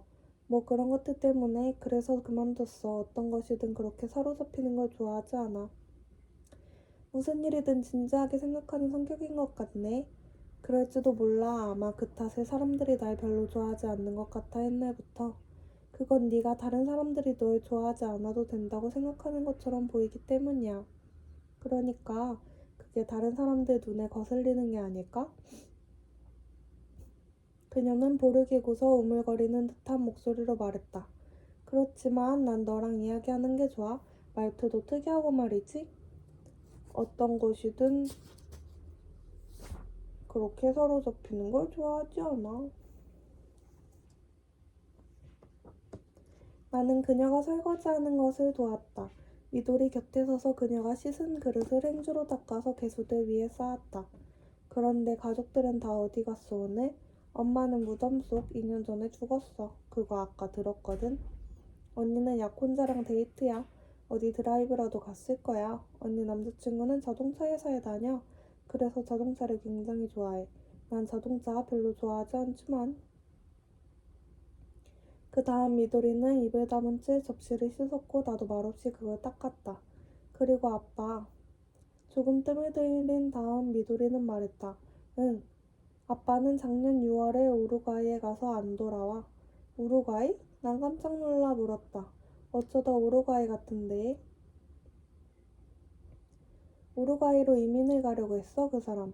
말도 안 되는 이야기지만 군 시절에 아는 사람이 우루과이에서 농장을 경영한다면서 거기 가야겠다는 거야, 갑자기. 그러더니 그냥 혼자서 비행기 타고 가버렸어. 우리가 얼마나 열심히 말렸는지 몰라. 그런데 가서 뭘 하느냐고. 말도 안 통하고 무엇보다 아빠는 도쿄 바깥으로 나간 적도 없지 않느냐고. 그렇지만 안 통했어. 아마 그 사람 엄마를 잃고 너무 큰 충격을 받은 모양이야. 그래서 머리 나사가 하나 빠져버린 거야. 그만큼 엄마를 사랑한 거야, 정말로. 나는 고개를 끄덕일 수도 없고 해서 입만 딱 벌리고 미도리를 바라보았다. 엄마가 죽었을 때 아빠가 언니랑 나한테 뭐라고 한 줄 알아? 이렇게 말하는 거야. 난 지금 억장이 무너져. 네 엄마를 잃는 것보다 너희 둘을 잃는 게 훨씬 나았을 거야. 우린 너무 어이가 없어 아무 소리도 못했어. 그렇잖아? 아무리 그래도 그렇지 세상에 그런 말이 어딨어. 물론 세상에서 가장 사랑하는 반려자를 잃은 괴로움, 슬픔, 아픔은 알아. 애처로운 일이지. 하지만 자기 딸한테 너희들이 대신 죽는 게 나았다니 그건 아니잖아? 정말 너무하다고 생각 안 해? 그렇네. 우리도 상처를 입어. 미도리는 고개를 저었다. 아무튼 우리 가족 모두 좀 이상해. 어디 한 군데가 조금씩 뒤틀린 거야. 그런 것 같네. 나도 인정했다. 그렇지만 사람이 사람을 사랑하는 건 정말 멋지다는 생각 안 들어? 딸들에게 너희가 대신 죽는 게 나았다고 말할 정도로 부인을 사랑하는 거? 듣고 보니 그런 것 같기도 해. 그러고는 우루과이에 가버렸어. 우리를 이렇게 내버려 두고. 나는 말없이 접시를 닦았다. 다 씻은 다음 미도리는 내가 닦은 그릇을 찬장 안에 정리해 넣었다. 아버지한테는 연락이 있어? 한번 그림 엽서가 왔더라. 올 3월에. 자세한 내용은 아무것도 없었어. 여긴 덥다는 둥, 생각한 만큼 과일이 맛있지 않다는 둥, 그런 말이었어. 정말 말도 안 돼. 별것도 아닌 당나귀 사진이 든 엽서였어. 머리가 좀 이상해, 그 사람. 친구인지 아는 사람인지 만난 건지 안 만난 건지. 그런 말도 없고 끝에는 조금 안정이 되면 나랑 언니를 불러드리겠다고 해놓고는 여태 아무 소식이 없어. 우리가 편지를 보내도 아무 대답도 없고. 그러다 혹시 아버지가 우루과이로 오라고 하면 넌 어떡할 거야? 난 가볼 거야. 재미있을 것 같으니까. 언니는 절대로 안 갈 거래. 언니는 불결한 거라든지 불결한 장소를 무지 싫어하니까. 우루과이가 그렇게 불결한 곳이야? 몰라. 그렇지만 언니는 그렇게 믿는 모양이야. 길에는 당나귀 똥이 굴러다니고 거기에 파리떼가 꼬이고 수시식 화장실은 물도 잘 안 내려가고 도마뱀 정갈 같은 게 우글거린다고. 어디서 그런 영화를 본 게 아닐까? 언니는 벌레도 죽을 만큼 싫어하니까. 언니는 번쩍번쩍한 자동차를 타고 시원한 해변 같은 데로 드라이브 하는 걸 좋아하는 타입이거든. 흥, 우루과이 좋잖아. 나는 가보고 싶어. 그럼 이서준은 지금 누가 봐? 어쩔 수 없이 언니가 봐. 이웃에 사는 친척 아저씨가 매일 배달도 해주고 나도 시간 나면 보고. 서점이란 게 그리 중노동이 아니니까 그럭저럭 해나가. 정 감당이 안 되면 팔아버릴 생각이야. 아빠를 좋아해? 미도리는 고개를 저었다. 딱히 좋아하지는 않아. 그럼 왜 우루과이까지 가려고 해? 믿음이 가니까. 믿음이 가? 그래. 별로 좋아하지는 않지만 믿음은 가, 아빠에게. 아내를 잃은 충격으로 집도 자식도 일도 모두 내팽겨쳐버리고 우루과이로 가버린 사람을 난 믿어. 뭔지 알겠어? 나는 한숨을 내쉬었다. 알 것 같기도 하고 모를 것 같기도 하고. 미도리는 이상하다는 듯이 웃더니 내 어깨를 가볍게 툭 쳤다. 괜찮아. 어차피 아무래도 좋은 거니까. 그 일요일 오후에는 많은 일들이 일어났다. 참으로 묘한 날이었다. 미도리 집 바로 이웃에서 불이 나 우리는 3층 빨래 건조대 있는 곳에 올라가 구경을 하고 그럭저럭 입맞춤도 했다. 이렇게 말하면 좀 바보 같아 보이겠지만 실제로 그날 일들은 그렇게 진행되었다. 우리가 학교 이야기를 하면서 시컵 커피를 즐기는데 소방차 사이렌 소리가 들렸다. 소리가 점점 커지더니 그 숫자도 늘어나는 듯했다. 아래쪽에서 많은 사람들이 달려가고 몇 명은 큰 소리로 외쳤다. 미도리는 길가 쪽 방으로 가서 창을 열고 아래를 내려다보더니 잠깐 기다리라 하고는 어딘가로 가버렸다. 탕탕탕 계단으로 오르는 발소리가 들렸다. 나는 커피를 마시면서 우루과이가 대체 어디쯤에 붙은 나라였던가 생각했다. 저기가 브라질이고 저쪽이 베네수엘라, 저저리가 콜롬비아. 그렇지만 아무리 애를 써도 우루과이가 어느 쪽인지 생각나지 않았다. 그러는 와중에 미도리가 아래로 내려와서 빨리 따라오라고 했다. 나는 그녀 뒤를 따라 복도 끝에 있는 좁고 가파른 계단을 타고 올라가 넓은 건조대 쪽으로 나갔다. 건조대는 다른 집 지붕보다 조금 더 높아서 이웃이 다 내려다보았다. 새 채 아니면 네 채 건너편에서 뭉게뭉게 검은 연기가 피어올라 미풍을 타고 큰 길 쪽으로 흘러갔다. 헝겊 같은 것이 눌어붙은 냄새가 났다. 저건 사카모토 씨 집 쪽이야. 미도리는 난간에 몸을 기댄 채 말했다. 사카모토 씨는 예전에 건축 자재상을 했어. 지금은 문을 닫았지만.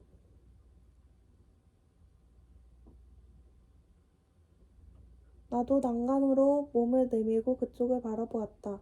마침 3층 건물이 앞을 가려 어떻게 된 건지 알 수 없었지만 소방차 서너 대가 진화 작업을 벌이는 듯했다. 길이 좁아서 그중 두 대만 안으로 들어가고 나머지는 큰 길 쪽에서 대기 중이었다. 그리고 길가에는 늘 그렇듯 구경꾼들이 가득했다.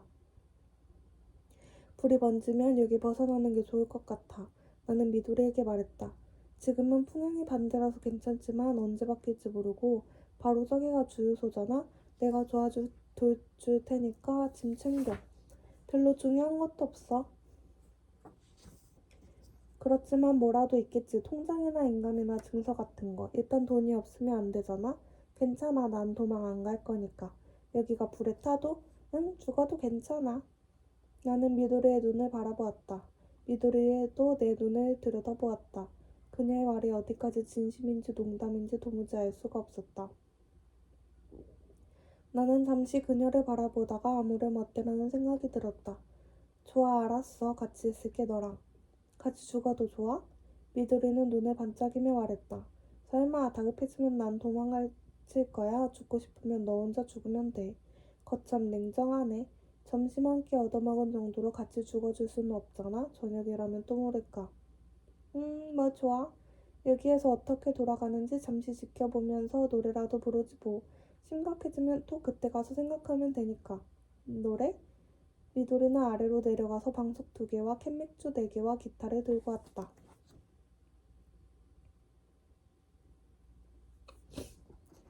우리는 피어오르는 검은 연기를 바라보며 맥주를 마셨다.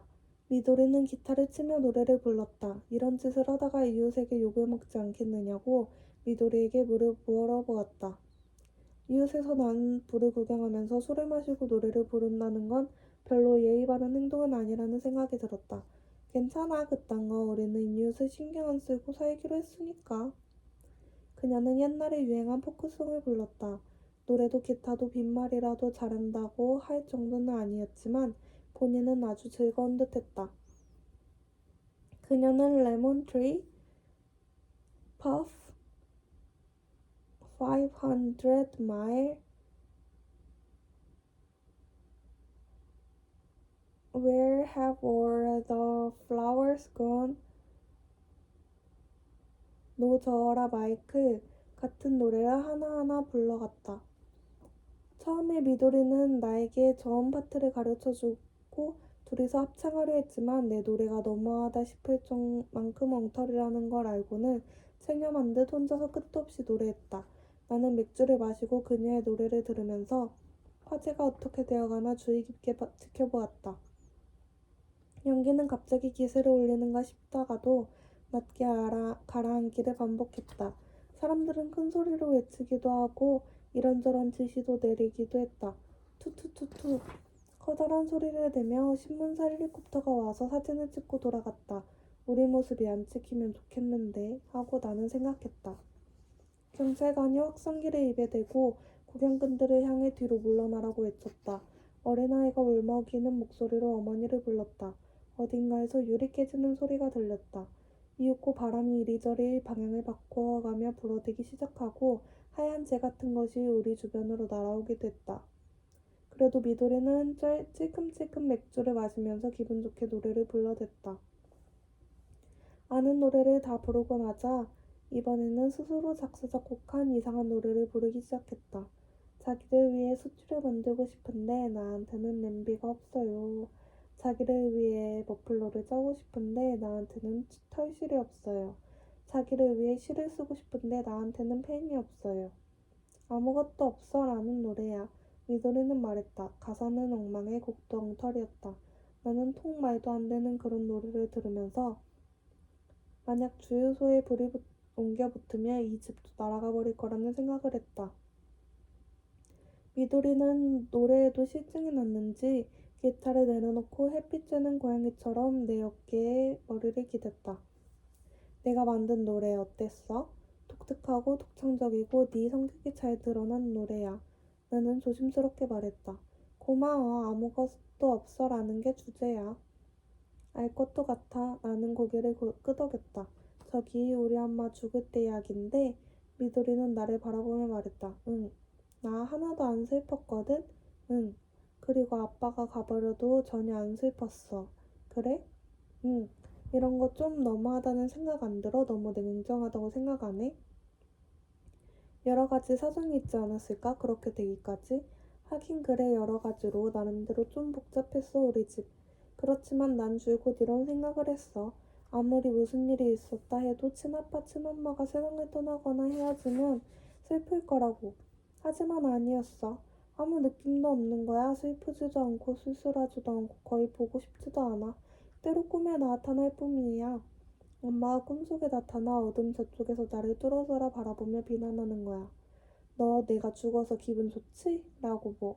기쁘지도 않아. 엄마가 죽었다고 해서 그냥 생각한 만큼 슬프지 않다는 것뿐이야. 솔직히 말해 눈물 한 방울 흘리지 않았어. 어릴 적에는 기르던 고양이가 죽었다고 그렇게나 울었는데도. 왜 이렇게 연기가 많이 날까? 나는 걱정스러웠다. 불길도 안 보이고 딱히 불이 번지는 것 같지도 않은데 그냥 무럭무럭 연기만 피어오를 뿐이다. 도대체 이렇게 오랜 시간 무엇이 타는 거지? 참 이상한 생각이 들었다. 하지만 그건 내 탓만은 아니야. 물론 내가 좀 정이 없는 사람이긴 해. 그건 인정해. 그러나 만일 그 사람들이 엄마 아빠가 조금만 더 나를 사랑해줬다라면 나도 좀 다르게 느낄 수 있었을 거야. 더 슬픈 마음이었을 거야. 그렇게 사랑해주지 않았다고 생각해?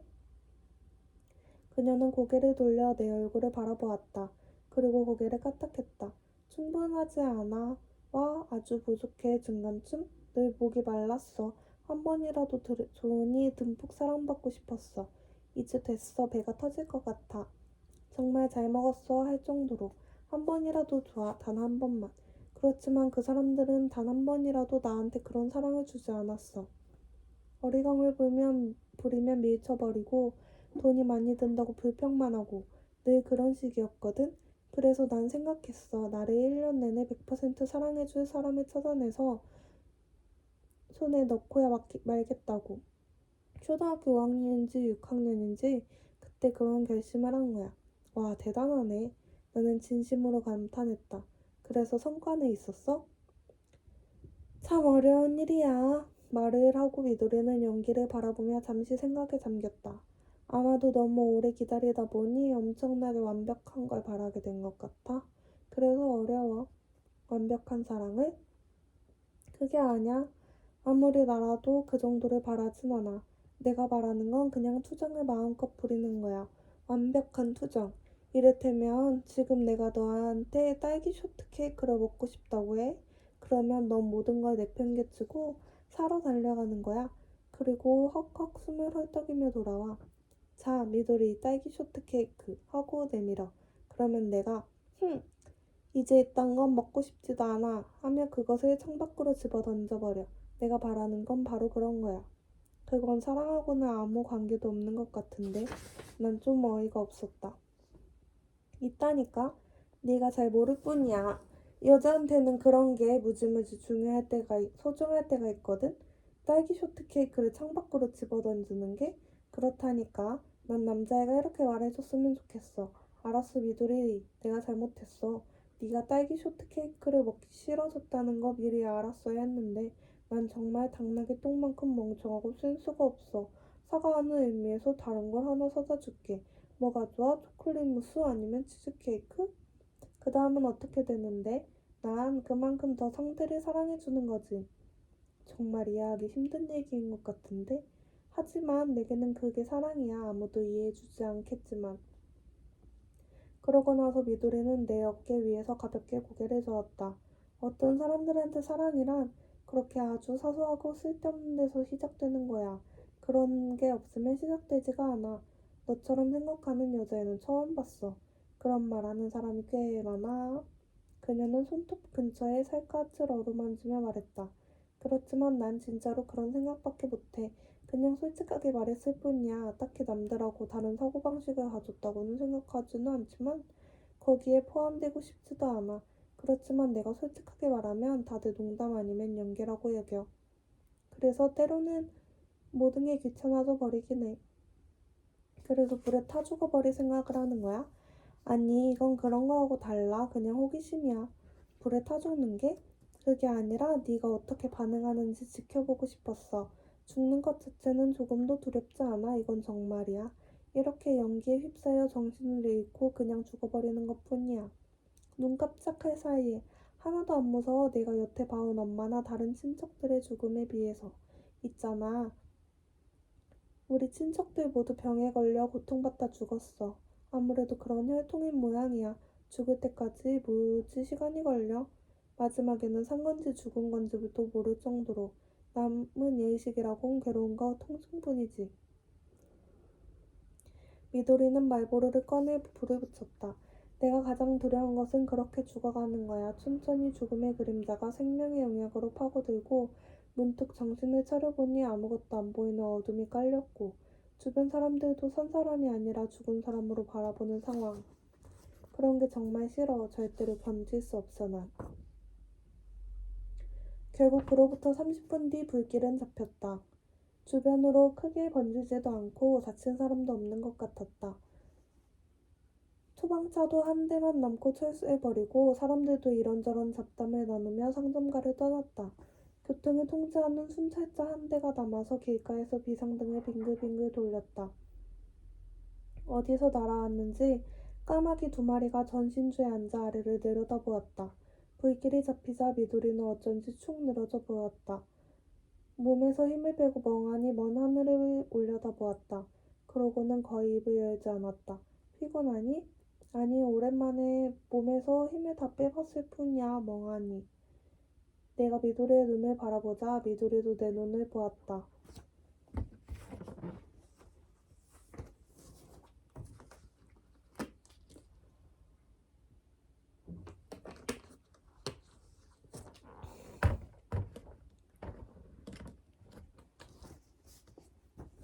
나는 그녀의 어깨를 끌어안고 입을 맞추었다.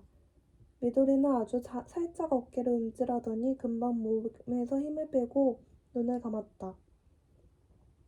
5초, 6초 우리는 입을 맞추었다. 초가을 태양이 그녀의 볼 위에 속눈썹 그림자를 드리웠는데 그 그림자가 가늘게 떨리는 것이 보였다. 참으로 부드럽고 따스하면서 갈 곳 없이 망연한 입맞춤이었다. 오후 햇살 아래 건조대에 앉아 맥주를 마시고 남의 집 불구경을 하지 않았더라면 난 그날 미도리와 입을 맞추지 않았을지도 모르고 그런 기분은 그녀도 마찬가지였을 것이다. 건조대에서 반짝반짝 빛나는 지붕들과 연기나 고추잠자리 같은 것들을 바라보면서 따스하고 친밀한 기분에 젖었고 어떤 형태로든 그런 기분을 남겨두고 싶은 무의식이 작용했을 것이다. 우리의 입맞춤은 그런 것이었다. 물론 모든 입맞춤이 그러하듯 어떤 위험이 전혀 내포되지 않은 것은 아니었다. 먼저 입을 연 것은 미도리였다. 그녀는 내 손을 살짝 잡았다. 그러고는 입을 떼기 힘들다는 표정으로 자신에게 지금 사귀는 사람이 있다고 말했다. 어쩐지 그럴 것 같은 생각이 들었다고 나는 말했다. 넌 좋아하는 사람 여자애 없어? 있어. 그런데도 일요일은 온통 시간이 남아도는 거네. 좀 복잡해. 나는 초가을 오후 한순간의 마력이 벌써 어디론가 사라져버렸음을 알았다. 5시가 되어 아르바이트를 가야 하니까 하고 나는 미도리의 집을 나섰다. 같이 바깥에서 가볍게 식사라도 안 하겠느냐고 말해보았지만 전화가 올지도 모른다고 그녀는 거절했다.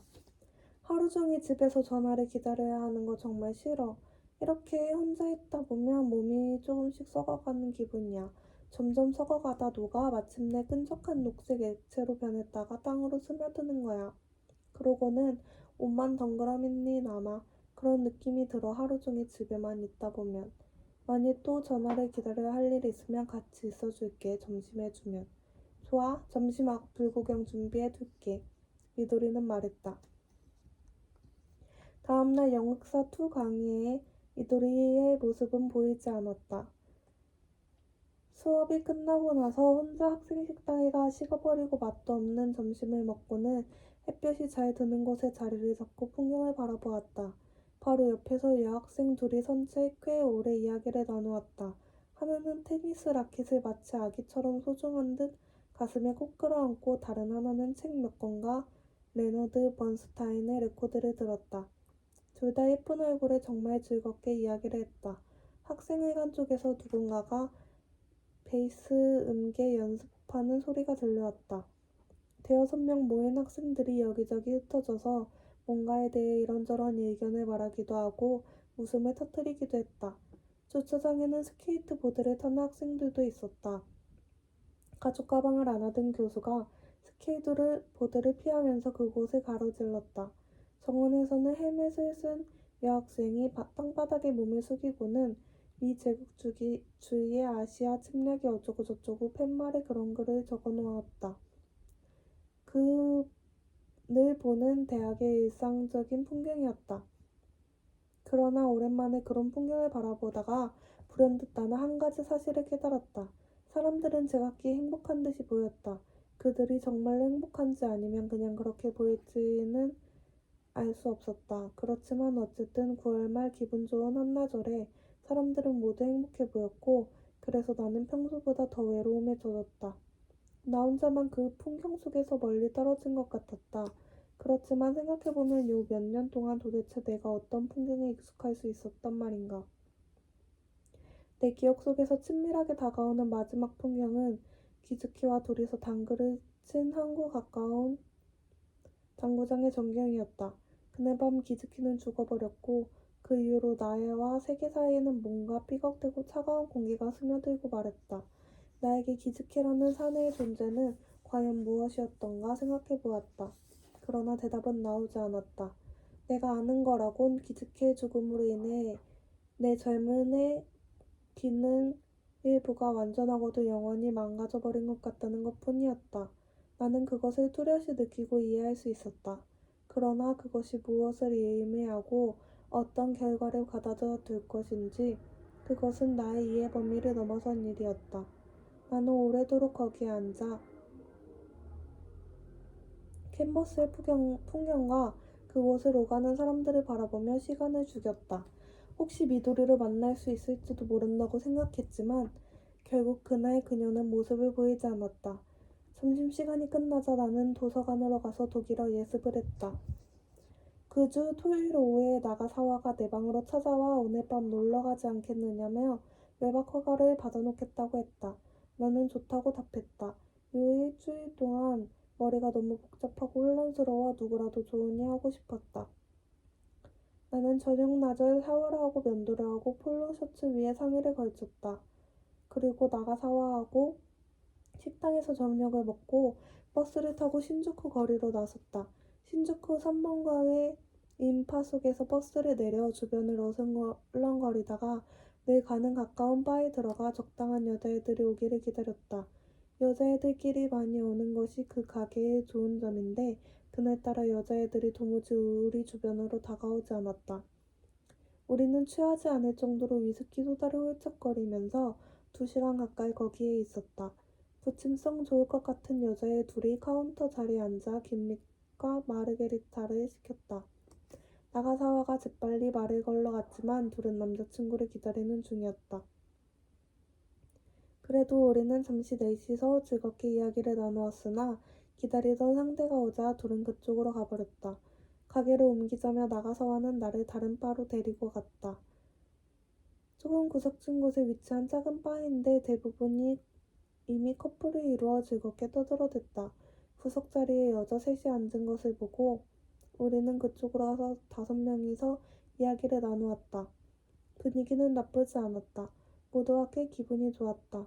그러나 가게를 옮겨서 좀 더 마시지 않겠느냐고 하자 여자애들은 이제 슬슬 돌아가야 할 시간이라고 했다. 셋 다 어느 여자 대학의 기숙사에 있었다. 정말 운도 없는 하루였다. 그 다음 다시 다른 가게로 가보았으나 역시 꽝이었다. 어찌된 영문인지 여자애들이 다가올 낌새도 보이지 않았다. 11시 반이 되어 오늘은 안 되겠다고 나가사와는 말했다. 미안해, 빙글빙글 돌리기만 해서. 괜찮아요. 난 선배한테도 이런 날이 있다는 걸 안 것만 해도 기분이 좋네요. 1년에 한 번 정도는 있어, 이런 날이. 솔직히 말해 난 그때쯤 섹스 따위 아무래도 상관없어졌다. 토요일 신주쿠의 밤.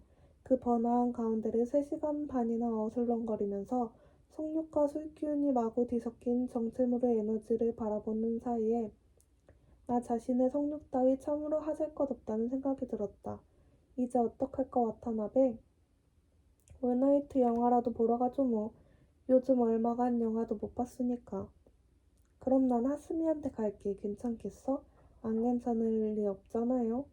나는 웃으며 말했다. 원한다면 재워줄 여자애 하나 정도는 소개해줄 수 있는데 어때? 아니요, 영화나 볼게요, 오늘은. 미안해, 언제 한번 벌충해줄게. 그리고 그는 인판 속으로 사라졌다. 나는 햄버거 가게에 들어가 치즈버거를 먹고 뜨거운 커피를 마시면서 술 기운을 뺀 다음 근처 재상영 극장에서 졸업을 보았다. 그 정도로 재미있는 영화는 아니라 생각했지만 달리 할 일도 없어서 그냥 한 번 더 보기로 했다. 그리고 영화관을 나와 새벽 4시에 서늘한 신주쿠 거리를 생각에 잠긴 채 무작정 걸었다. 걷기에도 지치자 나는 24시간 커피숍으로 들어가 커피를 마시고 책을 읽으면서 첫 차를 기다리기로 했다. 잠시 후 나처럼 전철을 기다리는 사람들이 들어와 자리가 차기 시작했다. 웨이터가 내 자리로 와서 미안하지만 합석을 부탁한다고 말했다. 나는 좋다고 했다. 어차피 나는 책만 읽을 테니 앞자리에 누가 앉든 상관없는 일이었다. 두 여자가 앞자리에 앉았다. 아마도 나와 거의 같은 나이일 것이다. 둘 다 미인이라 할 정도는 아니었지만 그런대로 느낌이 괜찮은 여자애들이었다. 화장도 옷차림도 단정해서 새벽 5시에 가부키초 부근을 어슬렁거린 타입으로 보이지는 않았다. 아마 어떤 사정으로 막차를 놓쳤거나 그 비슷한 일이 있었을 거라고 생각했다. 두 여자는 동석한 사람이 나라는 데에 안도한 표정이었다. 나는 차림새가 반듯한 데다 저녁에 면도도 했고 게다가 토마스만의 마의 산을 열심히 읽는 중이었다. 한 여자애는 몸집이 꽤 컸는데 회색 요트 파카에 흰색 진을 입고 커다란 비닐 레저 가방을 들고 양쪽 귀에 조개 모양의 큼지막한 귀걸이를 매달았다. 다른 하나는 작은 몸집에 안경을 쓰고 격자무늬 셔츠 위에 파란색 가디건을 입고 손가락에 터키석 반지를 꼈다. 작은 여자애는 때로 안경을 벗고 손가락 끝으로 눈 가장자리를 누르는 게 버릇인 것 같았다. 두 여자 모두 카페오레와 케이크를 주문하고는 낮은 목소리로 뭔가 이야기를 나누면서 천천히 케이크를 먹고 커피를 마셨다. 큰 여자애는 몇 번이나 고개를 갸웃하고 작은 여자애는 몇 번이나 고개를 가로쥐었다. 마빈 게이와 비지스의 노래가 크게 들려와 대화 내용은 알아들을 수 없었지만 아무래도 작은 여자애가 고민이 있든지 화가 났든지 해서 큰 여자애가 그걸 달래는 듯 보였다. 나는 책을 읽다가 두 여자를 관찰하다가 했다. 작은 여자애가 숄더백을 끌어안 듯하며 화장실에 가버리자 큰 여자애가 날 향해 저 미안한데요 하고 말을 걸었다. 나는 책을 내려놓고 그녀를 바라보았다. 이 부근에 아직 술 마실 만한 곳 모르세요? 그녀가 물었다. 새벽 5시 넘어서요? 나는 깜짝 놀라 되물었다. 네. 새벽 5시 20분이면 사람들 대부분은 술이 깨서 집으로 돌아가는 시간이죠. 그건 잘 알지만요. 그녀는 무척 창피하다는 표정으로 말했다. 친구가 꼭 한 잔 더 하자고 해서요. 좀 사정이 있거든요. 집에 가서 둘이 마시는 수밖에 없지 않을까요? 그렇지만 난 7시 반경에 열차를 타고 나가노로 가야 하거든요. 그럼 자동 판매기에서 술을 사서 저쪽 어디라도 앉아서 마시는 수밖에 없을 것 같은데요. 하지만 미안하지만 같이 좀 마셔주지 않겠느냐고 그리너가 말했다. 여자 둘이서 그럴 수는 없지 않느냐면서. 그즘 나는 신주쿠 거리에서 정말 여러 가지 기묘한 경험을 해봤지만 새벽 5시 20분에 모르는 여자에게 술을 같이 마셔줄 수 없느냐는 제안을 받기는 처음이었다. 거절하기도 귀찮고 시간도 있고 해서 나는 가까운 자동 판매기에서 청주 몇 병하고 안주를 적당히 사서 두 여자와 함께 서쪽 출구 공터로 가서 자리를 잡고 술판을 벌였다. 이야기를 들어보니 두 사람은 같은 여행사에 다니는 동료였다. 둘 다 올해 전문대를 나와 취직을 했고 친한 사이였다.